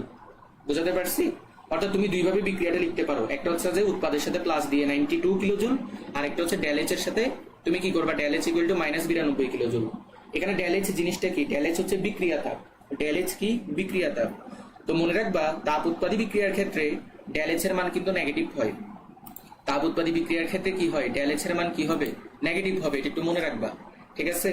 এখন আসি, তো এটা তো আমাদের একটা বিক্রিয়া গেল। এটা তো আশা করি এটা তোমার মনে থাকবে, যেহেতু বুঝাই দিচ্ছি আশা করি এটা মনে থাকবে। 92 কিলোজুল তাপ উৎপন্ন হয়, যেটা মনে রাখবা। তাহলে এটা আর ভুল করবা না। 1 নম্বর বিক্রিয়া, আরো কয়েকটা বিক্রিয়া দেখাবো। অলরেডি তোমাদেরকে কয়েকটা বিক্রিয়া দেখাইছি। যেমন মনে করো কার্বন, কার্বনকে যখন তুমি অক্সিজেনের সাথে বিক্রিয়া করাও তখন তোমার কি উৎপন্ন হয়, কার্বন ডাইঅক্সাইড। কিন্তু এখানে কি শুধু কার্বন ডাইঅক্সাইড উৎপন্ন হয়? না, এখানে কিন্তু তোমার তাপ উৎপন্ন হয়। পড়াইছিলাম না দহন বিক্রিয়া, যে বিক্রিয়ায় কোনো একটা মৌল বা যৌগকে আমরা বায়ুর অক্সিজেনের উপস্থিতিতে পুড়িয়ে ওই মৌল বা যৌগের অক্সাইডে রূপান্তর করি, সেটাকে বলে দহন বিক্রিয়া। আর দহন বিক্রিয়ায় তাপ উৎপন্ন হয়, তার মানে ডেফিনেটলি এই বিক্রিয়ায় তাপ উৎপন্ন হবে। তাহলে এটা হচ্ছে তোমার তাপ উৎপাদী বিক্রিয়া। আরেকটা বিক্রিয়া ধরো, কি নেওয়া যায়, হ্যাঁ ধরো সালফারের বিক্রিয়া। এখানে সালফার ডাইঅক্সাইড উৎপন্ন হচ্ছে, এটাও তোমার দহন বিক্রিয়া। ধরো যে তুমি এখানের মধ্যে মিথেন, এই বিক্রিয়াটা পড়াইছিলাম। মিথেনকে যখন তুমি দহন ঘটাবা তখন তোমার কি উৎপন্ন হবে, কার্বন ডাইঅক্সাইড আর জলীয় বাষ্প, রাইট? এখানেও তোমার তাপ উৎপন্ন হবে। তো তুমি চাইলে এখানে সমতাকরণ করতে পারো। সমতাকরণ যদি করো তোমার এখানে আসবে কত, এখানে 2 আসবে। তাহলে অক্সিজেন 4টা হয়ে গেল, আর এখানে তুমি 2 দাও, তাহলে তোমার হাইড্রোজেনও 4টা। হ্যাঁ ঠিক আছে। এখন আরেকটা বিক্রিয়া যদি বলি, যেমন হাইড্রোজেনের যদি তুমি দহন ঘটাও তাহলে তোমার কি আসবে, এখান থেকে জলীয় বাষ্প আসবে, রাইট? এবার তুমি এটাকেও সমতাকরণ করতে পারো, 2 দিয়ে দাও, হাইড্রোজেন 4টা হয়ে গেছে, 2 দিয়ে দাও। তাহলে এই বিক্রিয়াগুলো হচ্ছে তোমার তাপ উৎপাদী বিক্রিয়া। কেন তাপ উৎপাদী বিক্রিয়া? কারণ এই সব বিক্রিয়া হচ্ছে তোমার দহন বিক্রিয়া। এই সব বিক্রিয়া হচ্ছে তোমার দহন বিক্রিয়া। আর দহন বিক্রিয়ায় কি উৎপন্ন হয়, তাপ উৎপন্ন হয়। দহন বিক্রিয়ায় কি উৎপন্ন হয়, তাপ উৎপন্ন হয়। যেহেতু তাপ উৎপন্ন হয় তাই সেগুলো হচ্ছে তাপ উৎপাদী বিক্রিয়া। ভাই অনেক সময় তো তাপ দেয়া থাকে না, আর তখন চিনতে পারি না। এই যে চিনতে পারো না বলেই তো সবগুলো বিক্রিয়া লিখে দিচ্ছি। এখানে 5টা বিক্রিয়া লিখে দিচ্ছি, 5টা বিক্রিয়া মনে রাখবা। আর চিনতে পারতে আশা করি কষ্ট হবে না। কেন হবে না, তোমাদেরকে তো বলেই দিছি এগুলো দহন বিক্রিয়া। কেন? অক্সিজেনের উপস্থিতিতে বিক্রিয়া করে যখন আমরা অক্সাইড যৌগ পাবো, যেমন কার্বন ডাইঅক্সাইড, সালফার ডাইঅক্সাইড, এগুলো যখন পাবো তখন হচ্ছে যে সেগুলো কি দহন বিক্রিয়া, সেখানে তাপ উৎপন্ন হবে। তাহলে সেগুলো হচ্ছে তাপ উৎপাদী বিক্রিয়া। তাপ উৎপাদী বিক্রিয়া কি সবাই বুঝছো? দেখি কমেন্ট করো তো এই 5টা বিক্রিয়া, যদি পারো আর কোনো টেনশন নেই। তাপহারী বিক্রিয়া, তাপহারী বিক্রিয়া দেখো যে বিক্রিয়ায় তাপের শোষণ হয়। ধরো ইতোমধ্যে কিন্তু তোমাদের একটা বিক্রিয়া আমি পড়াইছি, সেটা আশা করি মনে আছে, নাইট্রোজেন আর অক্সিজেনের বিক্রিয়া। এই বিক্রিয়াতে তোমার হচ্ছে যে কি উৎপন্ন হয় বলতো? নাইট্রিক অক্সাইড, তাই না? কিন্তু এই বিক্রিয়াটা যত সহজে আমরা লিখছি তত সহজে আসলে বাস্তবে ঘটে না। এটাও পড়াইছিলাম। দেখি বলতো এই বিক্রিয়াটা ঘটানোর জন্য আমাদের কি পরিমাণ তাপমাত্রার প্রয়োজন আছে? দেখি কার মনে আছে। এই বিক্রিয়াটা ঘটানোর জন্য, এই বিক্রিয়াটা কিন্তু যত সহজে আমি লিখলাম তত সহজে কিন্তু বাস্তবে ঘটে না। এটা ঘটানোর জন্য আমাদের কিছু দিতে হয়। দেখি বলো কার মনে আছে, কার মনে আছে দেখি বলো তো। এখানে কত টেম্পারেচার লাগে? ভেরি গুড, 3000 ডিগ্রি সেলসিয়াস টেম্পারেচারের প্রয়োজন হয়, নাইলে এরা বিক্রিয়া করে না। বুঝাইছিলাম নাইট্রোজেন আর অক্সিজেন সহজে বিক্রিয়া করে না, বিক্রিয়া করার জন্য এদের শক্তির প্রয়োজন হয়। ওই জন্য দেখা যায় 3000 ডিগ্রি সেলসিয়াস তাপমাত্রা লাগে আমাদের এদেরকে শক্তি দেওয়ার জন্য। তার মানে যেহেতু তুমি এখানে শক্তি দিচ্ছ, এখানে কিন্তু শক্তি উৎপন্ন হচ্ছে না, শক্তি তুমি দিচ্ছ যে, তার মানে ওই শক্তিটা এটা শোষণ করবে। তার মানে এটা হচ্ছে তোমার তাপহারী বিক্রিয়া। এখন এটাকে যদি আমি, দাঁড়াও একটু 1 মিনিট,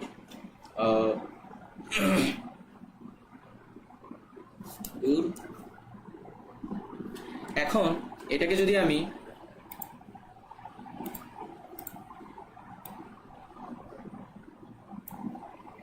দেখো, আচ্ছা এটাকে ছোট করা যাচ্ছে না, এটাকে আমি একটু দাঁড়াও মুছে দিই, মুছে আবার লিখি, দাঁড়াও। তাহলে দেখো বিক্রিয়াটা কি ছিল? বিক্রিয়াটা হচ্ছে যে আমাদের দেখো যেটা ছিল আর কি, নাইট্রোজেন আর অক্সিজেন বিক্রিয়া করতেছে কত ডিগ্রি সেলসিয়াস তাপমাত্রায়? 3000 ডিগ্রি সেলসিয়াস তাপমাত্রায় উৎপন্ন করতেছে। তুমি যদি সমতাকরণ করো তাহলে 2 মোল নাইট্রিক অক্সাইড। এটাই ছিল যে আমাদের সেই বিক্রিয়াটা। তাহলে এখানে মূলত কি ঘটে?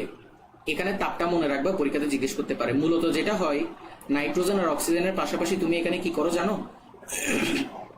180 কিলোজুল তাপ এদের মধ্যে দাও, দেওয়ার কারণেই তোমার 2 মোল নাইট্রিক অক্সাইড তৈরি হয়। বুঝতে পারছি? তার মানে তুমি নাইট্রোজেন আর অক্সিজেনের পাশাপাশি তাদের সাথে 180 কিলোজুল তাপও দিচ্ছ, এর কারণেই মূলত এখানে 2 মোল নাইট্রিক অক্সাইড তৈরি হচ্ছে। তাহলে এখানে তাপের শোষণ হচ্ছে। তুমি এটাকে অন্যভাবেও লিখতে পারো ডেলএইচ এর মাধ্যমে, যেমন নাইট্রোজেন দিলা, অক্সিজেন দিলা, 2 মোল নাইট্রিক অক্সাইড পেলা। এবার এই বিক্রিয়াতে ডেলএইচ এর মান হচ্ছে যে, তাহলে এটা হচ্ছে কি হবে? মাইনাস হবে? মাইনাস তো হবে না, মাইনাস হলে তো তোমার তাপ উৎপাদী হয়। কি হবে? প্লাস হবে, 180 কিলোজুল। এই বিক্রিয়ার তাপটা একটু মনে রাখবা, পরীক্ষায় জিজ্ঞেস করে এই বিক্রিয়াটার তাপের মান কত, তো মনে রাখবে এটা হচ্ছে যে 180 কিলোজুল। এখন আসি আরো কয়েকটা বিক্রিয়া দেখাই। এখন মনে রাখবা, ধরো যে আমি তোমাকে একটা বিক্রিয়া দেখালাম ক্যালসিয়াম কার্বনেটের। ক্যালসিয়াম কার্বনেট, এখান থেকে ক্যালসিয়াম অক্সাইড হচ্ছে, কার্বন ডাইঅক্সাইড হচ্ছে। তুমি আমাকে এখন প্রশ্ন করবে যে ভাই আপনি এটা বুঝলেন কিভাবে যে এটা তাপহারী বিক্রিয়া হবে? দেখো তুমিও বুঝবা, একটু করে চিন্তা করো। ক্যালসিয়াম কার্বনেট ভেঙে ক্যালসিয়াম অক্সাইড ও কার্বন ডাইঅক্সাইড হচ্ছে। এখানে কিন্তু তুমি আসলে তাপ দিচ্ছ। তুমি তাপ দিচ্ছ বলেই, এই যে দেখো এটা হচ্ছে তাপের চিহ্ন, তুমি তাপ দিচ্ছ বলেই ক্যালসিয়াম কার্বনেট সেই তাপ শক্তিটা শোষণ করে ভেঙে যাচ্ছে, ভেঙে ক্যালসিয়াম অক্সাইড হচ্ছে, ভেঙে কার্বন ডাইঅক্সাইড হচ্ছে। তাহলে এখানেও তাপের শোষণ হচ্ছে, এটাও তোমার তাপহারী বিক্রিয়া। আরেকটা বিক্রিয়া যদি তোমাকে দেখাই, এই বিক্রিয়াটা দেখলে বুঝবা না। কেন বুঝবা না বলি? তাপমাত্রা জানো না তাই। হাইড্রোজেন আর আয়োডিন বিক্রিয়া করে হাইড্রোজেন আয়োডাইড তৈরি করতেছে। এটা দেখে তোমরা এটা বুঝবা না যে এটা কি তাপ উৎপাদী নাকি তাপহারী। এটা বোঝার জন্য তোমাদের এটা মনে রাখতে হবে, বইতেই আছে 450 ডিগ্রি সেলসিয়াস তাপমাত্রা। প্লিজ এটা মনে রাখিও, পরীক্ষাতে এখান থেকে প্রশ্ন হয়। তুমি যদি প্রশ্ন ব্যাংক থেকে যদি প্রশ্ন সলভ করো, দেখবা ওইখানে বলবে এটা এখানে কত টেম্পারেচার লাগে, 450 ডিগ্রি সেলসিয়াস। আগের মতোই, নাইট্রোজেন অক্সিজেনের মতোই। দেখা যায় যে হাইড্রোজেন আর আয়োডিনকে যুক্ত করার জন্য 450 ডিগ্রি সেলসিয়াস তাপমাত্রা লাগে, মানে এখানে তাপ শোষণ হচ্ছে, তাই এটা তাপহারী। আমাদের এই টপিক শেষ। বলো এবার কি আর এটা কি কোনো ছন্দ দিয়ে মনে রাখবা কিনা? আশা করি এবার থেকে আর এটা ছন্দ দিয়ে মনে রাখবা না। আর যতগুলো বিক্রিয়া প্রয়োজন সবগুলোই আমি দেখাই দিছি, আর মুখস্থ করাই নেই, সবগুলো ব্যাখ্যা দিছি। দেখি বলো, সবাই বলো ক্লিয়ার কিনা, কোনো প্রশ্ন আছে কিনা? সবাই কমেন্ট করো এবার। বুঝলে আমরা নেক্সট টপিকে যাবো, লাশ আতেলিয়ারের নীতি। বলো সবাই। ভাইয়া দেখি বলো, দেখি বলো।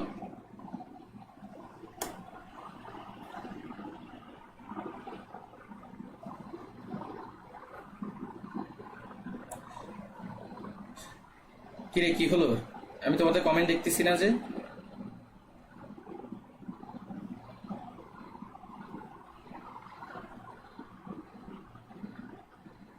কিরে কমেন্ট কেন দেখা যাচ্ছে না?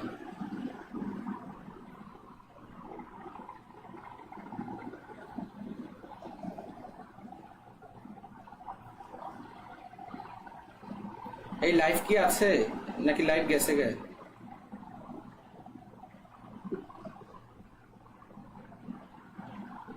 কি হইল দেখি, সবাই একটু কমেন্ট করো তো।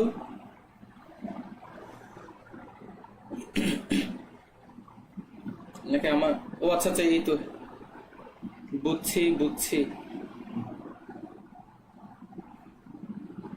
আচ্ছা পারবিন একটা প্রশ্ন করছো কি, ঘনীভবন কি তাপ উৎপাদী? হ্যাঁ, ঘনীভবন কি হবে? ঘনীভবন তোমার তাপ উৎপাদী হবে। ঘনীভবন মানে কি, তুমি হচ্ছে বাষ্পকে ঘন করে কিসে পরিণত করতেছো, আবার তরলে, মানে কি আবার তুমি তরলে নিয়ে আসতেছো। এখন চিন্তা করো ওই সময় কি হবে, তোমার বাষ্প থেকে তাপটা কি হয়ে যাবে, রিলিজ হয়ে যাবে না?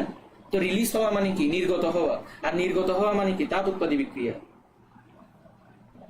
আচ্ছা কমেন্ট দেরিতে যায় নাকি? হ্যাঁ কমেন্ট হচ্ছে দেরিতে যায়, এটা দেখা যায় যে কি, তুমি আসলে লক্ষ্য করলে বুঝবা, আমি কথা বলার পরেই হচ্ছে যে কি, মানে আমি আগে কথা বলি, তোমাদের লাইভ হচ্ছে ওই কথাটা পরে যায়। যেমন এই যে দেখা যাচ্ছে যে কি, তোমাদেরকে আমি বলতেছি এখন কমেন্ট করতে, ওই ওই কথাটা যাবে যে তোমার, মানে কি তোমাদের কাছে পরে, যার কারণে আমার থেকে ওয়েট করা লাগে। আচ্ছা পারবিন কি বুঝছো? ঘনীভবন হচ্ছে তাপ উৎপাদী বিক্রিয়া, কারণ ঘনীভবনে তুমি কি করো, ঘনীভবনে বাষ্পকে তুমি ঘনীভূত করে ফেলো। তো সেই জন্য তোমার কি করতে হবে, বাষ্প থেকে যে, মানে বাষ্পের ভিতরে যে তাপগুলো আছে ওইগুলো তো বের করে দিতে হবে। বের করা মানে নির্গত করা, নির্গত করা মানে কি পরিবেশে রিলিজ হচ্ছে, তো এখানে তাপ উৎপন্ন হচ্ছে না। পারবিন বুঝছো কিনা বলো? হ্যাঁ বুঝছি।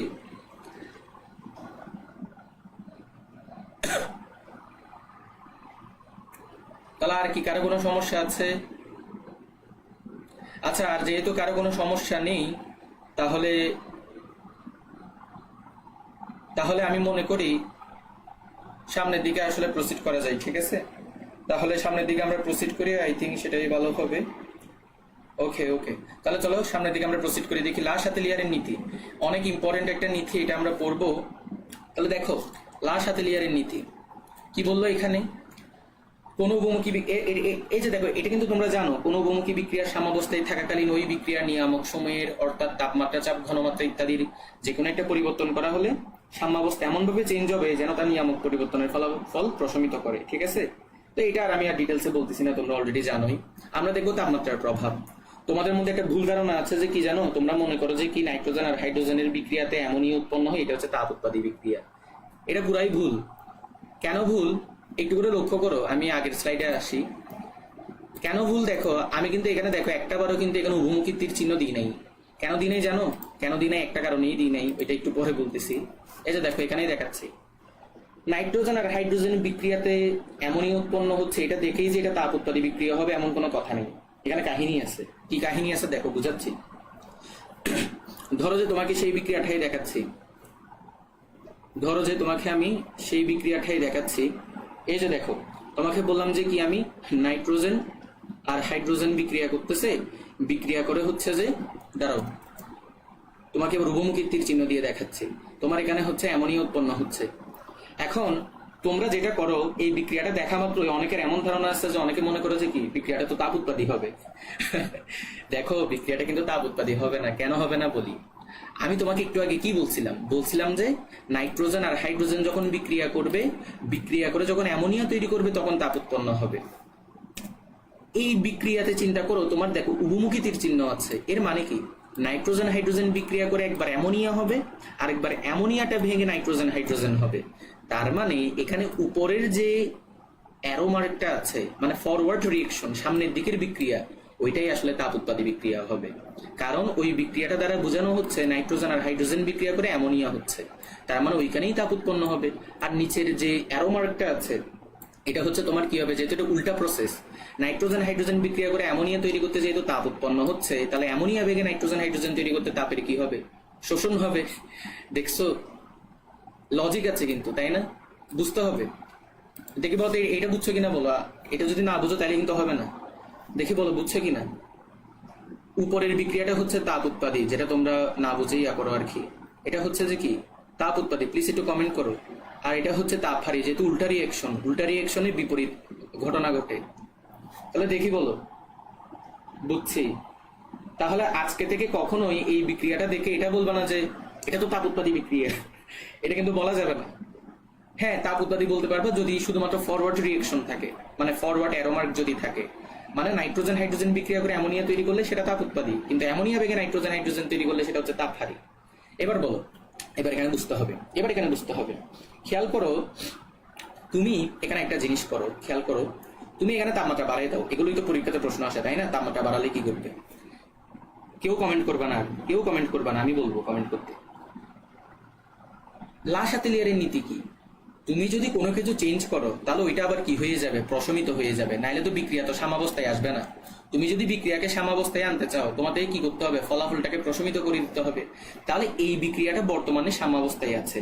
তুমি কি করলা? সাম্যাবস্থায় থাকাকালীন তুমি তাপমাত্রা বাড়াই দিছো, তো এটা কি আর সাম্যাবস্থায় আছে? নাই তো। তো সাম্যাবস্থায় আনার জন্য কি করতে হবে? তুমি যে পরিমাণ টেম্পারেচার বাড়াইছো ওই পরিমাণ টেম্পারেচার হচ্ছে তোমার থেকে কমাই দেওয়া লাগবে। এখন চিন্তা করো, কমানোর জন্য তুমি কোন দিকে যাবা? সামনে যাবা নাকি পিছনে যাবা? তুমি যদি সামনে যাও, সামনের বিক্রিয়া তো তাপ উৎপাদী, সেখানে তো তোমার তাপ উৎপন্ন হচ্ছে, তো তোমার তো লাভ হচ্ছে না, তোমার থেকে তাপ কমাতে হবে।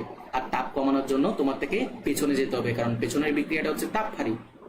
তার মানে এই জন্যই আমরা বলি তাপমাত্রা বাড়ালে বিক্রিয়া পেছনে যাবে। এখন বিক্রিয়া যদি পেছনে যায়, তার মানে অ্যামোনিয়া ভেঙে নাইট্রোজেন হাইড্রোজেন হচ্ছে, তার মানে অ্যামোনিয়া উৎপাদন কমতেছে। এগুলো যে না বুঝে মুখস্থ করছো, দেখো কত সুন্দর টপিক, মানে যদি বুঝে বুঝে পড়ো। বড় না বুঝছো, তুমি যে তাপমাত্রা বাড়াই দিছো, এটা তো আর সাম্যাবস্থায় নেই। এটাকে সাম্যাবস্থায় আনার জন্য তাপমাত্রাকে আবার কমাই দিয়ে প্রশমিত করতে হবে। ব্যাপারটা এরকম, তুমি যেটা বাড়াই দিছো সেটা আবার কমাই দাও, তাহলেই তো প্রশমিত হলো। আর তাপমাত্রা কমানোর নিয়ম হচ্ছে যে কি, এই বিক্রিয়াতে দেখো পেছনেরটা হচ্ছে তাপ হারি, তাহলে ওইখানেই তাপ শোষণ হবে, তাহলে যে তাপ তুমি বাড়াইছো সেটা শোষণ হয়ে যাবে, তাহলে আবার সাম্যাবস্থায় আসবে, তার মানে বিক্রিয়া পেছনে যাবে, অ্যামোনিয়া উৎপাদন কমবে। এটা বুঝছো কিনা বলো, এই লাইনটা বুঝছো কিনা বলো, একটু কমেন্ট করো। এবার কমেন্ট করো এটা বুঝছো কিনা।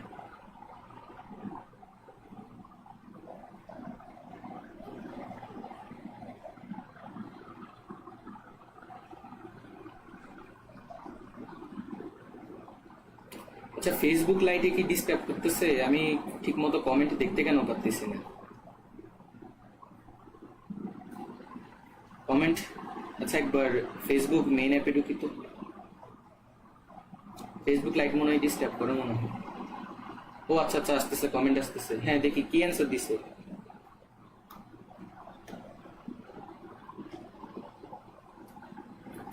এটা কি সবার বোঝা গেছে?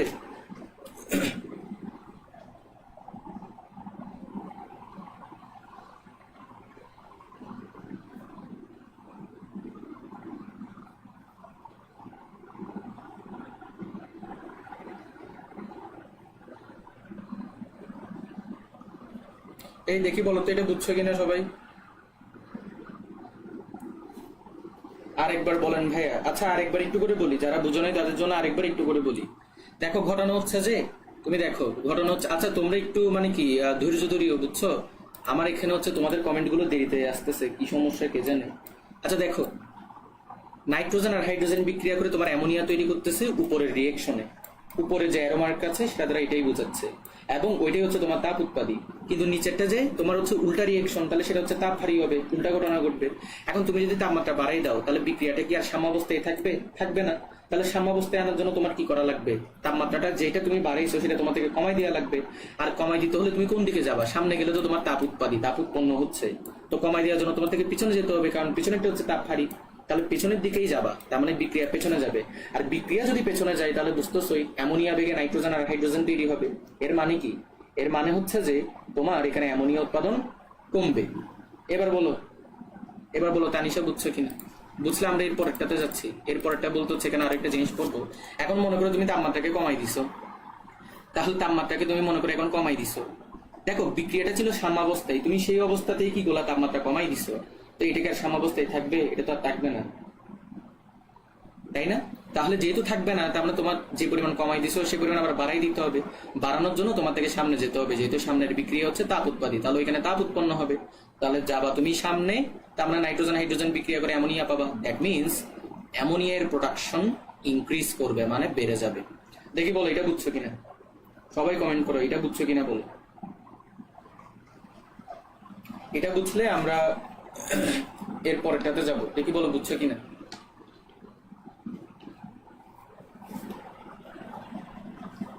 বুঝাতে কি পেরেছি? একটু সবাই কমেন্ট করো। আমার এখানে আজকে কমেন্ট দেরিতে কেন আসতেছে কে জানে। আচ্ছা, এটা যদি বুঝে দেখো, আমরা পরেরটাতে যাই। আশা করি আজকের লেকচার তোমাদের বোরিং লাগতেছে না, কারণ আজকের প্রত্যেকটা জিনিসই হচ্ছে যে কি তোমার লজিক্যাল। এখানে যদি লজিক, হ্যাঁ ভেরি গুড, বুঝছি বুঝছি। ওকে ওকে, তাহলে শেষ পর্যন্ত প্লিজ একটু লাইভে থেকো, আজকের টপিকগুলো অনেক ইম্পর্টেন্ট। ওকে বুঝছি। এখন ধরো আমি আরেকটা বিক্রিয়া দেখাচ্ছি। ধরো যে তোমাদের অতি পরিচিত বিক্রিয়া, যেটা নিয়ে অনেকবার কাজ করছে, নাইট্রোজেন অক্সিজেন বিক্রিয়া করতেছে, বিক্রিয়া করে তোমার কি ধরো যে বহুমুখী দিয়ে দেখাচ্ছে। কি উৎপন্ন করলো জানোই? 2 মোল নাইট্রিক অক্সাইড। এইবার বলো, এইবার বলো, এখন তুমি দেখি বলো। তাহলে চিন্তা করো এই বিক্রিয়াতে কি হবে। উপরের দেখো, তুমি এখানে নাইট্রোজেন আর অক্সিজেন বিক্রিয়া করে নাইট্রিক অক্সাইড পাচ্ছ। একটু আগেই পড়াইছিলাম, নাইট্রোজেন আর অক্সিজেন বিক্রিয়া করে যখন নাইট্রিক অক্সাইড তৈরি হয় তখন তাপের শোষণ হয়। তাহলে এবার উপরের যে বিক্রিয়াটা সেটা হবে তাপহারী, এটা কিন্তু আর তাপ উৎপাদী হবে না। তাহলে উপরেরটা যদি তাপহারী হয় তাহলে নিচেরটা উল্টা হবে। নাইট্রোজেন আর অক্সিজেন বিক্রিয়া করে নাইট্রিক অক্সাইড তৈরি হতে তাপের শোষণ হয়, তাহলে তাপহারী। তাহলে নাইট্রিক অক্সাইড ভেঙে আবার এগুলো তৈরি করতে উল্টা ঘটনা ঘটবে, মানে তাপ উৎপন্ন হবে, তাহলে তাপ উৎপাদী। দেখি বলো তো এটা বুঝছো কিনা, এটা কি বোঝা গেছে? একটু সবাই বলো প্লিজ, সবাই বলো একটু। তাহলে এটা যদি বুঝো, এবার বলো তাপমাত্রা বাড়ালে কি হবে। এবার চিন্তা করো, বিক্রিয়াটা আগে সাম্যাবস্থায় ছিল, তুমি এখন তাপমাত্রা বাড়াই দিছো, এটা কি আর সাম্যাবস্থায় আছে? নাই তো। এখন সাম্যাবস্থায় আনার জন্য কি করতে হবে? সাম্যাবস্থায় আনার জন্য তোমার যেটা করা লাগবে সেটা হচ্ছে যে তাপমাত্রাটাকে কমাই দিতে হবে। এখন তাপমাত্রা কমাতে হলে তুমি কোন দিকে যাবা, সামনে না পেছনে? সামনে গেলে তো তোমার তাপ শোষণ হচ্ছে, তাহলে সেখানে তাপমাত্রা কমতেছে, কিন্তু পেছনে গেলে তাপ উৎপন্ন হচ্ছে, তাহলে সেটা করা যাবে না। তাহলে তোমার বিক্রিয়াটাকে কোন দিকে নিয়ে আইতে হবে? বিক্রিয়াটাকে নিতে হবে সামনের দিকে। তো তোমরা যেটা মুখস্থ করো, তাপহারী বিক্রিয়াটা তাপমাত্রা বাড়ালে বিক্রিয়া সামনে যাবে, আশা করি এখন সেটার কারণটা বুঝতে পারছো। তাহলে বিক্রিয়া সামনে গেলে বুঝতেছো এই নাইট্রিক অক্সাইডের উৎপাদন কি হবে? নাইট্রিক অক্সাইডের উৎপাদন বেড়ে যাবে। তাহলে এবার এটা তো আর বলার দরকার নেই, তাপমাত্রা যদি কমাই দাও তাহলে তাপমাত্রাকে বাড়াইতে হবে। বাড়ানোর জন্য আমাদের কি করতে হবে? পেছনে যেতে হবে, যেহেতু পেছনের বিক্রিয়াটা তাপ উৎপাদী বিক্রিয়া, তাহলে বিক্রিয়াতে আমাদের পেছনে যেতে হবে। আর পেছনে যাওয়া মানে হচ্ছে যে নাইট্রিক অক্সাইড ভেঙে যাবে। ভাঙলে কি হবে? এর উৎপাদনটা কি হবে? কমে যাবে। তাপমাত্রার প্রভাব শেষ। দেখি বলো তোমরা বুঝছো কিনা। তাপমাত্রার প্রভাব শেষ করে দিলাম, দেখি এটা বলো বুঝছো কিনা বলো। তাপমাত্রার প্রভাব বুঝেছো কিনা বলো। যদি বুঝো তাহলে আমরা চাপের প্রভাবে যাব।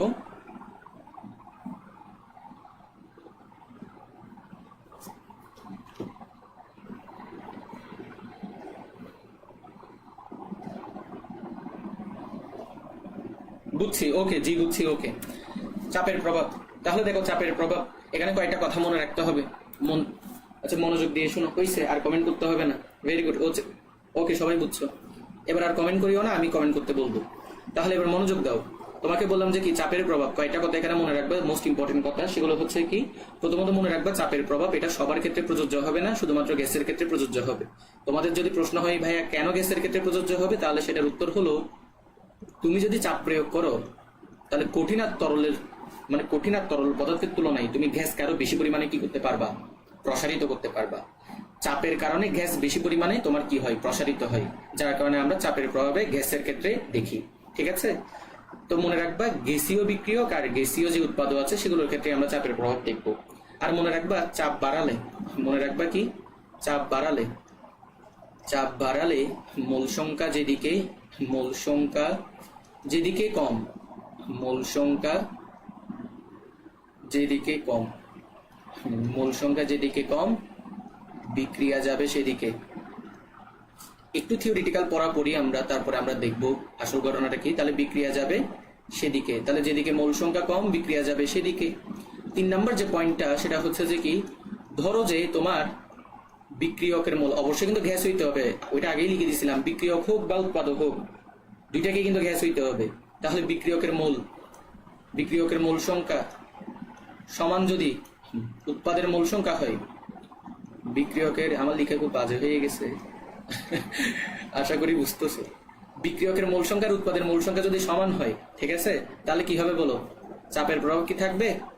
থাকবে না তো, চাপের প্রভাব থাকবে না। এই তিনটা কথা লাগবে, এই তিনটা কথা লাগবে, ঠিক আছে, চাপের প্রভাব থাকবে না। চলো এবার আমরা এটা একটু করে প্র্যাকটিস করি, ঠিক আছে। চলো এটা প্র্যাকটিস করি, একটা বিক্রিয়া নিই, ঠিক আছে।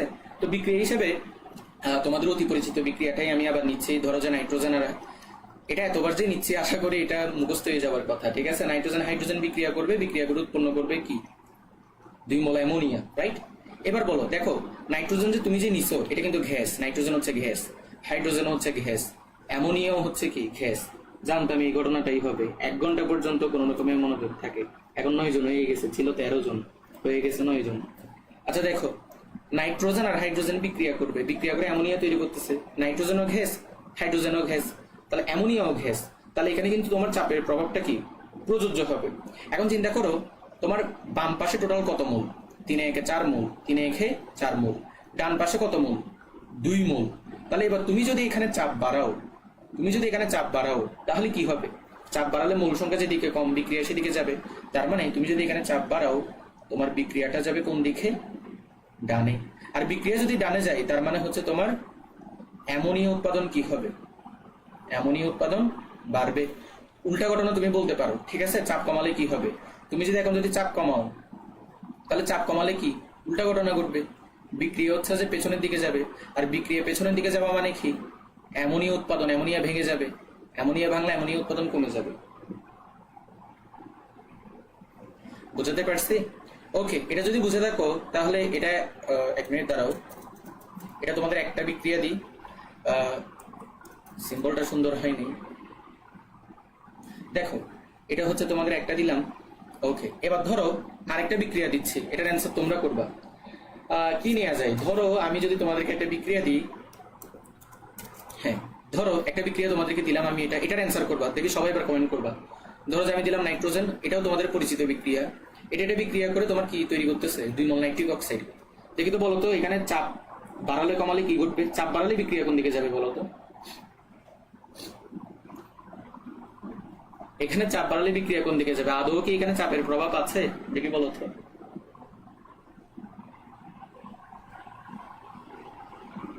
এখানে কি আদৌ চাপের প্রভাব আছে? চাপের প্রভাব নাই, সিম্পল। নাইট্রোজেন হচ্ছে গ্যাস, অক্সিজেন হচ্ছে গ্যাস, নাইট্রিক অক্সাইড হচ্ছে গ্যাস। এই পাশে আছে তোমার টোটাল 2 মোল, এই পাশে আছে তোমার টোটাল 2 মোল। তাহলে 2 মোল যেহেতু আছে উভয় পাশে, তার মানে হচ্ছে এখানে no pressure effect, no pressure effect. Okay, আরেকটা বিক্রিয়া দিয়ে এটা শেষ করব। ধরো আমি 3 মোল আয়রন নিলাম, 3 মোল আয়রনের সাথে ধরো পানি নিলাম, তারপর ধরো 1 মিনিট। তো ধরো এখানের মধ্যে তোমার বিক্রিয়া করে কি উৎপন্ন হবে? Fe3O4।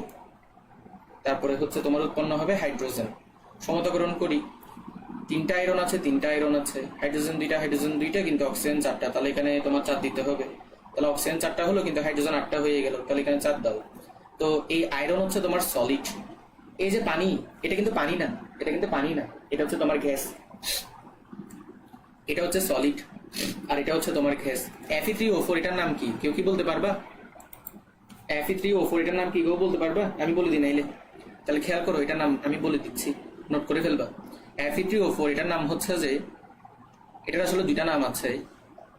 একটা হচ্ছে যে ফেরাসোফেরিক অক্সাইড। Fe3O4 এটার নাম হচ্ছে যে ফেরাসোফেরিক অক্সাইড। এটার আরো একটা নাম আছে, সেটা হচ্ছে যে ম্যাগনেটাইট। তোমরা দেখো তোমাদের মধ্যে অনেকের একটা কি মানে খারাপ একটা অভ্যাস আছে, সেটা হচ্ছে যে কি যৌগ মানে কি নাম ছাড়া মুখস্থ করে ফেলো, এটা আর করবা না। এটা হচ্ছে ম্যাগনেটাইট।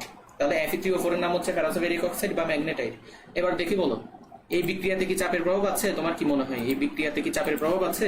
এখন যে বিক্রিয়াটা লিখছি সামনের দিকে যাবে, কে বলতেছে? এই সামনের দিকে কেমনে যাবে? এই যে জানতাম এই ভুলটা করবা। তুমি মনে হয় এদিকে 7 মোল, ওইদিকে 5 মোল হিসাব করছো। হয়নি তো, তোমার অ্যান্সার হয়নি। তোমাকে বলছিলাম না কি হবে, কি হবে বলো?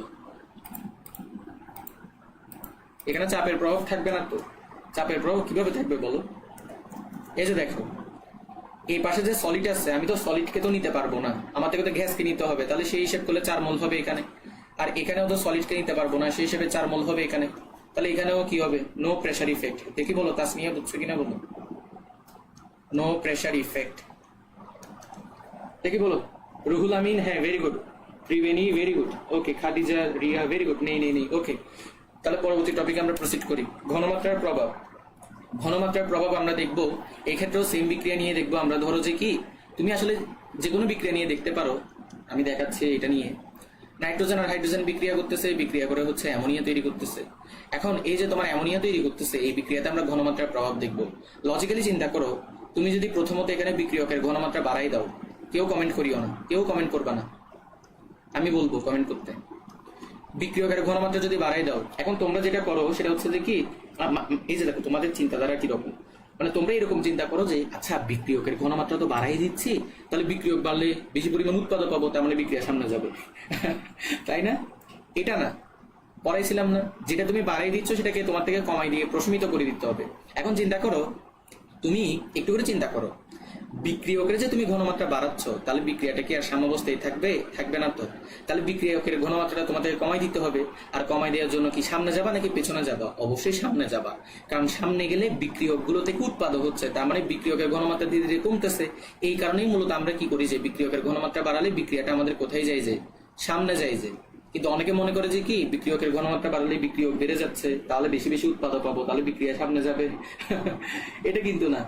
তুমি বিক্রিয়কের ঘনমাত্রা বাড়াই দিচ্ছ, তাহলে এটা সাম্যাবস্থায় নেই। সাম্যাবস্থায় যদি যেতে চাও, বিক্রিয়কের ঘনমাত্রা যা বাড়াইছো সেটা কমাই দিতে হবে। আর কমানোর উপায় হচ্ছে সামনে যাওয়া, কারণ সামনে গেলে নাইট্রোজেন আর হাইড্রোজেন মিলে অ্যামোনিয়া হবে, তাহলে বিক্রিয়া যাবে তোমার কি সামনে। সামনে যাওয়া মানে হচ্ছে অ্যামোনিয়া উৎপাদন বাড়া। বুঝো নাই মনে হয়? বুঝছো? এখন মনে করো তুমি উৎপাদের ঘনমাত্রা বাড়াইছো, এখন অনেকের এটা ধারণা যে কি, উৎপাদের ঘনমাত্রা বাড়ালে সিম্পল পেছনে যাবে, কিন্তু আসলে পেছনে যাচ্ছে কেন? তুমি যে উৎপাদের ঘনমাত্রা বাড়াই দিচ্ছ, এটাকে আবার সাম্যাবস্থায় আনতে হলে কি করতে হবে? উৎপাদের ঘনমাত্রা হচ্ছে আরেকবার ভাই। ওকে দেখো, নিচেরটা বুঝাচ্ছি, নিচেরটা বুঝলে উপরেরটা বুঝে যাবে। দেখো, তুমি যে উৎপাদের ঘনমাত্রা বাড়াই দিচ্ছ, তাহলে বিক্রিয়াটা কি আর সাম্যাবস্থায় থাকবে? থাকবে না তো।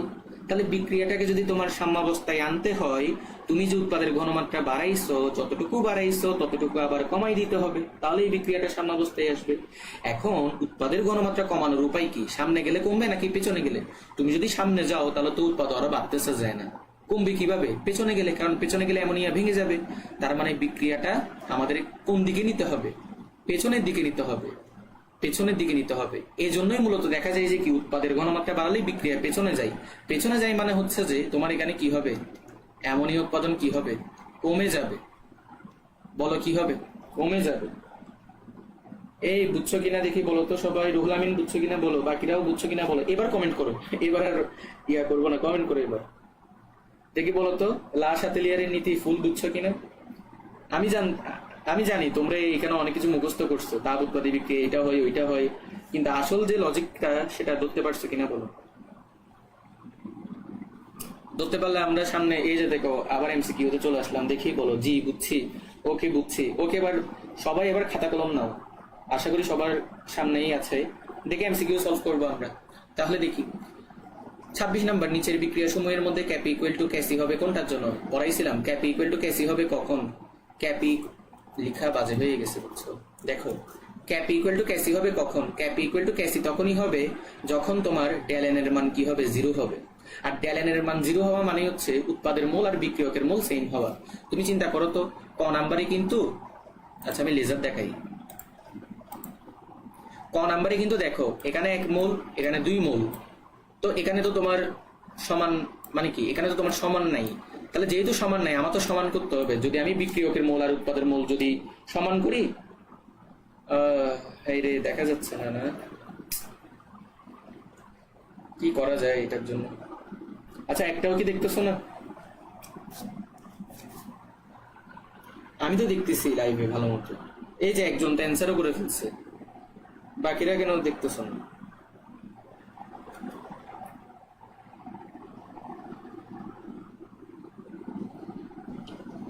আচ্ছা 1 মিনিট, আমি একটু ব্রাইট, এই যে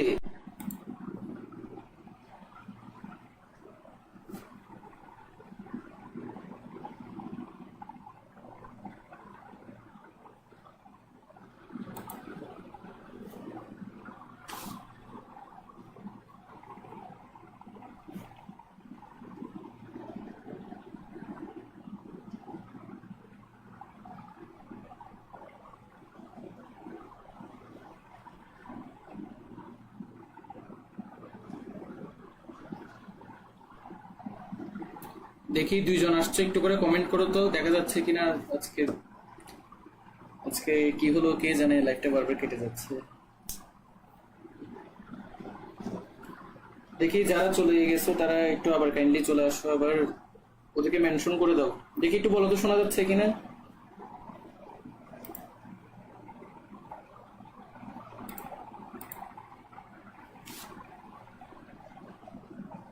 একটু কমেন্ট করো।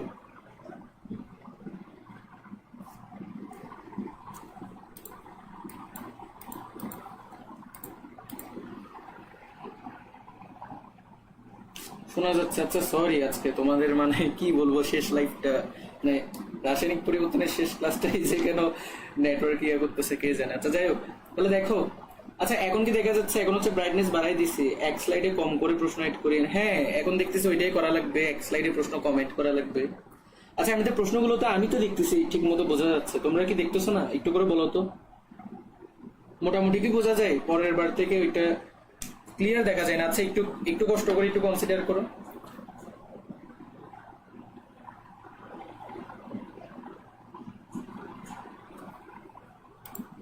আচ্ছা তাহলে কি আমি শুরু করবো? দেখি বলো তো শুরু করবো কিনা। আমি লিখে দিচ্ছি। আসলে এরকম হবে যে ওইটার আইডিয়া ছিল না, এরকম যে দেখা যাবে না, এটা পরের বার থেকে খেয়াল রাখতে হবে। দেখি একটু বলো তো শুরু করবো কিনা, বলো।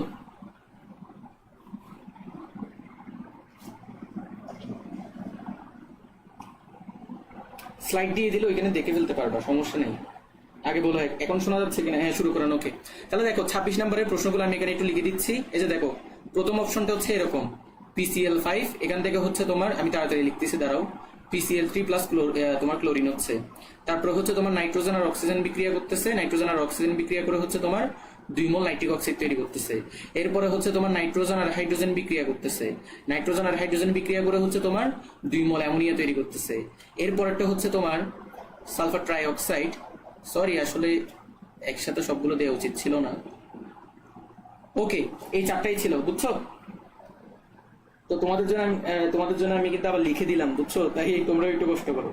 তাহলে দেখো, তো বললো যে তোমাকে ক্যাপ ইকুয়াল টু ক্যাসি হবে কোনটার জন্য?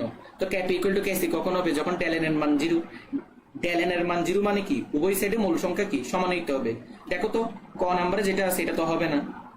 খ নাম্বারে যেটা আছে দেখো, বাম পাশেও 2 মোল, ডান পাশেও 2 মোল, তাহলে 2 থেকে 2 বিয়োগ করলে কি হবে? 0 হবে।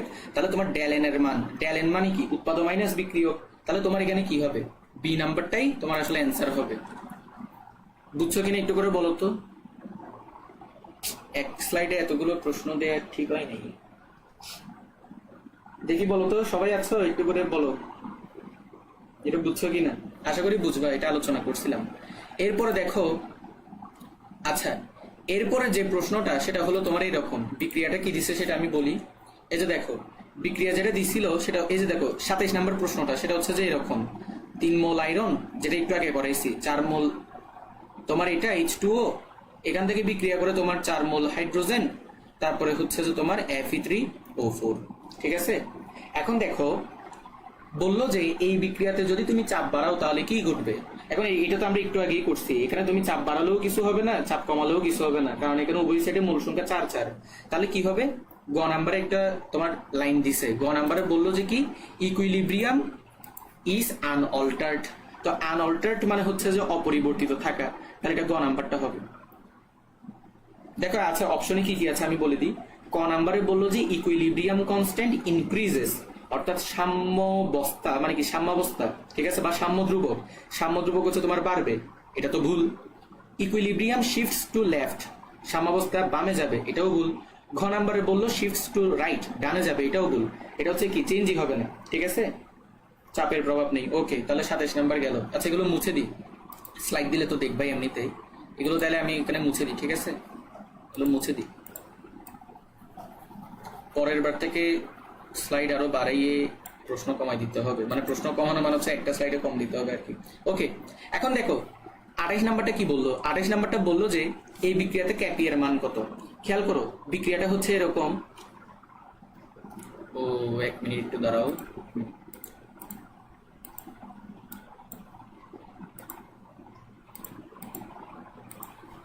তাহলে দেখো বিক্রিয়াটা হচ্ছে কি রকম, বিক্রিয়াটা হচ্ছে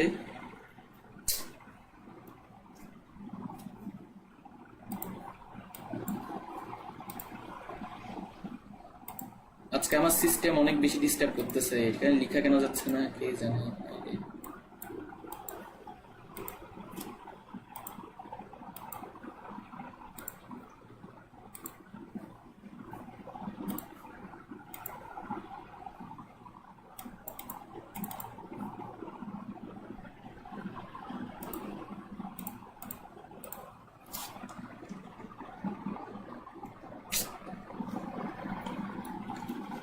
দাঁড়াও একটু, 1 মিনিট একটু ওয়েট করো সবাই, আমার সিস্টেম আজকে একটু প্রবলেম করতেছে।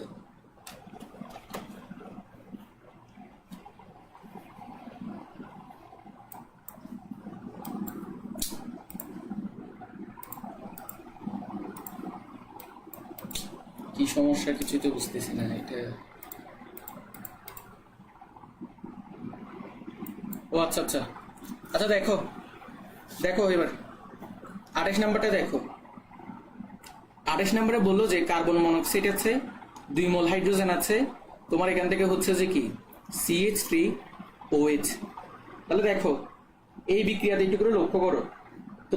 তো এখানে তোমার থেকে জিজ্ঞেস করলো ক্যাপি এর মান কি হবে। এখন মনে আছে তোমাকে পড়াইছিলাম যে K P equal to K C into RT to the power del N.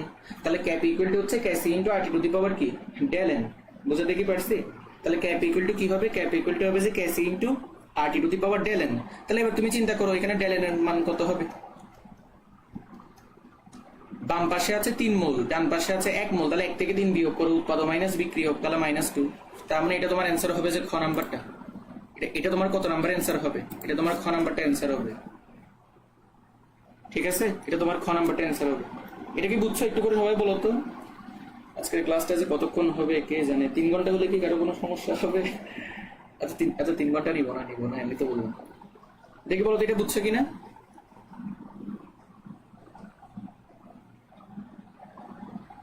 এটা বুঝছো? একটু কমেন্ট করো।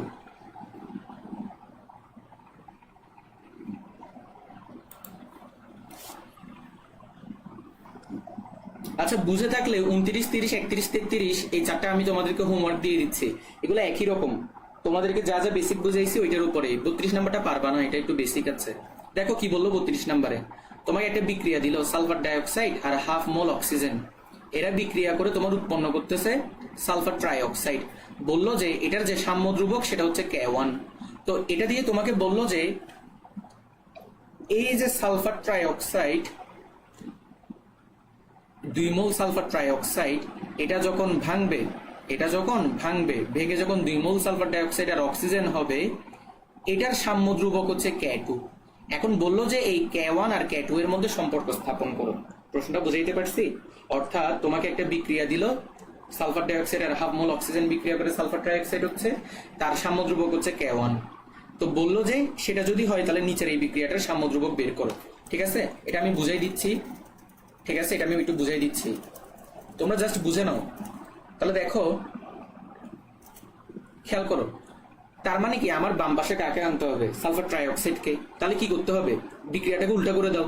তাহলে বিক্রিয়াটাকে যদি উল্টা করে দিই তাহলে সালফার ট্রাইঅক্সাইড কি উল্টে যাবে। তাহলে কি হবে এখানে? আরেকদিন সময় দিয়ে, হ্যাঁ আমারও লাগতেছে আরেকদিন সময় দেওয়া লাগবে, কারণ এই জিনিসগুলো K2 = 2K1 হয়নি তোমারটা। K2 = 2K1 হয়নি। দেখো বুঝাই দিচ্ছি, সালফার ডাইঅক্সাইড প্লাস, এই যে দেখো সালফার ডাইঅক্সাইড প্লাস ½ মোল অক্সিজেন। ঠিক আছে, এখন তোমাদেরকে আমি পড়াইছিলাম না, যখন তুমি একটা বিক্রিয়াকে যখন উল্টাই দিবা তখন তার সাম্য ধ্রুবক কি উল্টে যাবে। তাহলে এই বিক্রিয়াটার জন্য সাম্য ধ্রুবক হবে 1/K1, রাইট? এখন তোমাকে যে বিক্রিয়াটা দিয়েছিল সেখানে 2 মোল সালফার ট্রাইঅক্সাইড ছিল, তাহলে উভয় পাশে 2 দিয়ে গুণ করে দাও। তাহলে 2 দিয়ে যদি গুণ করো তাহলে এখানে তোমার 2 মোল সালফার ডাইঅক্সাইড হবে, আর 2 আর ½ চলে যাবে, অক্সিজেন আসবে। এখন আমি কিন্তু এটাও পড়াইছিলাম, সেটা হচ্ছে যে কি, মানে যেটা দিয়ে গুণ করবা সেটা ঘাতে চলে যাবে। তাহলে 1/K1 এর উপরে হোল স্কয়ার যাবে, আর 1/K1 এর উপর হোল স্কয়ার যাওয়া এর মানে হচ্ছে 1/K1 স্কয়ার হওয়া।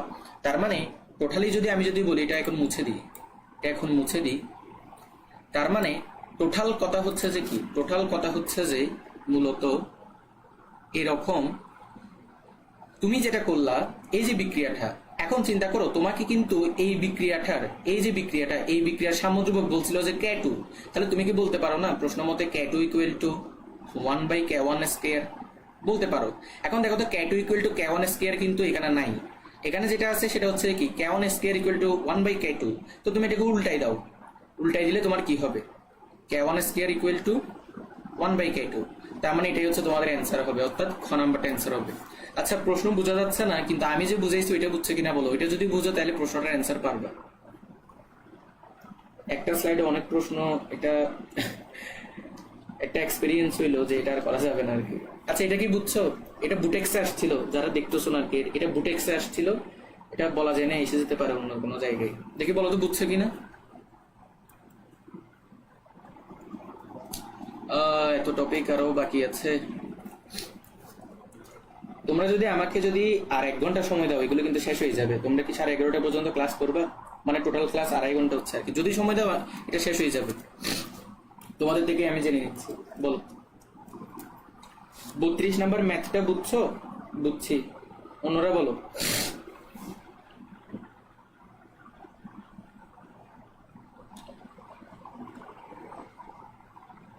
বাকিরা বলো তো, না বুঝলে বলো, আমি বুঝছি। জাহানারা বেগম, সাফিয়া বুঝছো, তারপর বাকিরা।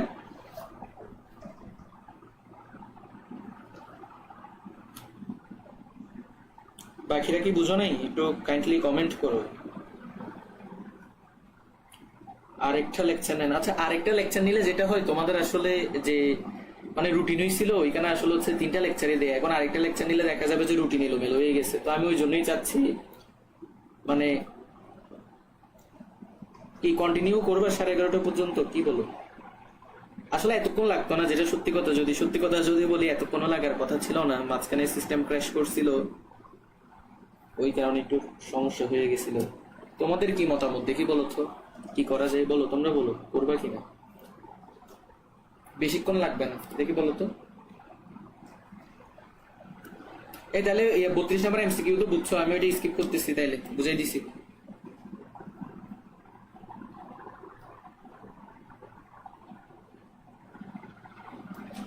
কালকে দিনে নেন তাহলে। কালকে দিনে হবে না তো, কালকে দিনে হবে না, আমার ভার্সিটি আছে তো, আমার ভার্সিটিতে যেতে হবে। আচ্ছা তাহলে কি, আচ্ছা আজকে 11টা পর্যন্ত কন্টিনিউ করি, কি বলো? আজকে 11টা পর্যন্ত কন্টিনিউ করি, যাতে পরের লেকচারটা ছোট হয়, যাতে শর্ট টাইমে যাতে শেষ করতে পারি, কি বলো?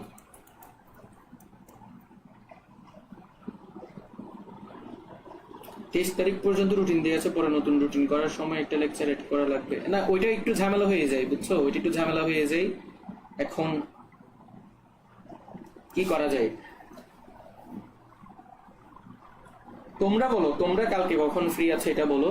বেশিক্ষণ লাগবে না, আধা ঘন্টার মতো যদি ইয়া করো তাইলে হয়ে যাবে। তোমরা কালকে কখন ফ্রি আছো? 7টা থেকে মানে কতক্ষণ ফ্রি থাকবা বলো, আমি ওই টাইমে নিব, সমস্যা নেই। তোমরা বলো কালকে সন্ধ্যার দিকে কখন ফ্রি আছো, দেখি সবাই বলো, কিন্তু থাকতে হবে প্লিজ, থাকিও, দেখি বলো। সন্ধ্যার পরে কি করতে পারবা কিনা, নাকি তোমাদের অন্য কোথাও ক্লাস আছে, দেখি বলো। 2টার পরে কি 2টার পরে? 2টার পরে সম্ভব না তো, আমার ভার্সিটিতে ক্লাস আছে বললাম তো।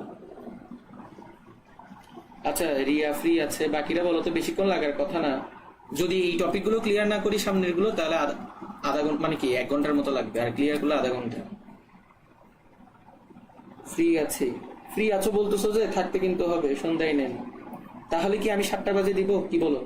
ছোট করে একটা লেকচার 7টা বাজে দিব নাকি 8টা বাজে দিব, তোমরাই বলো।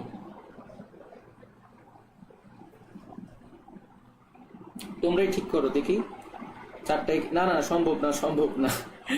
আমার হচ্ছে ল্যাব আছে বুঝছো, 9টা থেকে ক্লাস, তারপরে হচ্ছে যে ক্লাসের পর আবার ল্যাবে যেতে হবে, আস্তে আস্তে দেরি হবে।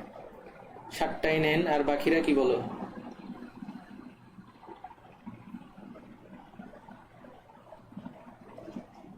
হ্যাঁ এই তো তাসনিয়ার একটা ভালো কমেন্ট করছে, বিস্তারিত পড়াই দিয়েন তাই কালকেই ভালো হবে, ভেরি গুড। আমি এই কমেন্টে আশা করতেছিলাম। দেখো সত্যি কথা যদি বলি, দেখো কিছু মনে করিও না, একটা কথা বলি, তুমি অন্যান্য জায়গায় যদি দেখো তাহলে দেখবা মানে রাসায়নিক পরিবর্তন কিন্তু যেগুলো মানে কি অ্যাডমিশন ক্লাসের কথা বলি আর কি, যেটা আমার খুব খারাপ লাগে। অন্যান্য জায়গায় যেটা করে রাসায়নিক পরিবর্তন দেখা যায় 2 ঘন্টার একটা লেকচারে পুরো রাসায়নিক পরিবর্তন চ্যাপ্টারটা শেষ, বাট দেখা যায় যে কি ওই লেকচার করে তোমাদের আসলে কেমন মনে হয় মানে জানি না, তবে আমার আসলে খারাপ লাগে এই কারণেই ওইখানে ম্যাক্সিমাম টপিক কিন্তু কভার করা হয় না, যেগুলো কঠিন জিনিস ওইগুলো মানে কি কভার করে না, জাস্ট এমনিতে থিওরি জিনিস ইয়া করে যায়। তো ওই জন্যই দেখা যায় যে কি আমি ওইটাই চেষ্টা করতেছি যাতে তোমাদের কোনো আর প্রশ্ন না থাকে। ভাই আপনি একটা বলে দেন। ওকে তাহলে কি 7টায় দিই, ঠিক আছে 7টায় থাকবা। তাহলে আমি তাহলে শেষ করবো নাকি সামনে কিছু পড়াবো? বলো, শেষ করবো নাকি সামনে কিছু পড়াবো? অম্লের ক্ষারকত্ব আর ক্ষারের অম্লত্ব এটা কি পড়াই দিব? বলো তো, নাকি কালকেই পড়াবো? একদম কালকে পড়ালে কিন্তু সময় দিতে হবে বলতেছি, 1 ঘন্টা বা 1.5 ঘন্টা এরকম সময় দেওয়া লাগবে। বলো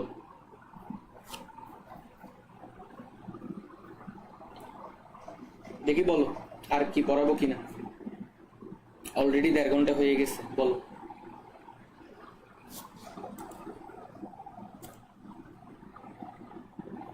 কালকে ওকে, তাহলে কালকে কিন্তু নিচ্ছি। তাহলে শুনো, শেষ করতেছি। আর যেহেতু আমরা ডিটেলসে পড়বো বলতেছি, তাহলে কালকে কিন্তু তোমরা অবশ্যই সন্ধ্যা 7টায় থাকবা। আমরা 7টা থেকে 8:30 পর্যন্ত 1.5 ঘন্টার একটা ক্লাস করবো। 1.5 ঘন্টার ক্লাসে বাকি টপিকগুলো ডিটেলসে পড়বো। তোমরা যদি 1.5 ঘন্টা সময় দাও তাহলে কিন্তু লাভ তোমাদেরই, তোমরা ডিটেলসে জানতে পারবা। ঠিক আছে, ওকে, কনসেন্ট্রেশন চলে গেছে। ওকে ঠিক আছে, তাহলে আজকে শেষ করতেছি। ওকে, তাহলে আজকে যা যা পড়াইছি আমি সেগুলো হচ্ছে যে সুন্দরভাবে সিরিয়ালি দিয়ে দিব, তোমরা ওই পোস্টে একটু করে দেখিও। আমি মানে কি যে 3টা লেকচার হইছে আর কি, মানে যে 3 ভাগে ভাগ হইলো সবগুলোকে একসাথে করে দিব একটা পোস্টে, ওইটা তোমরা দেখে নিও। ঠিক আছে, ওকে।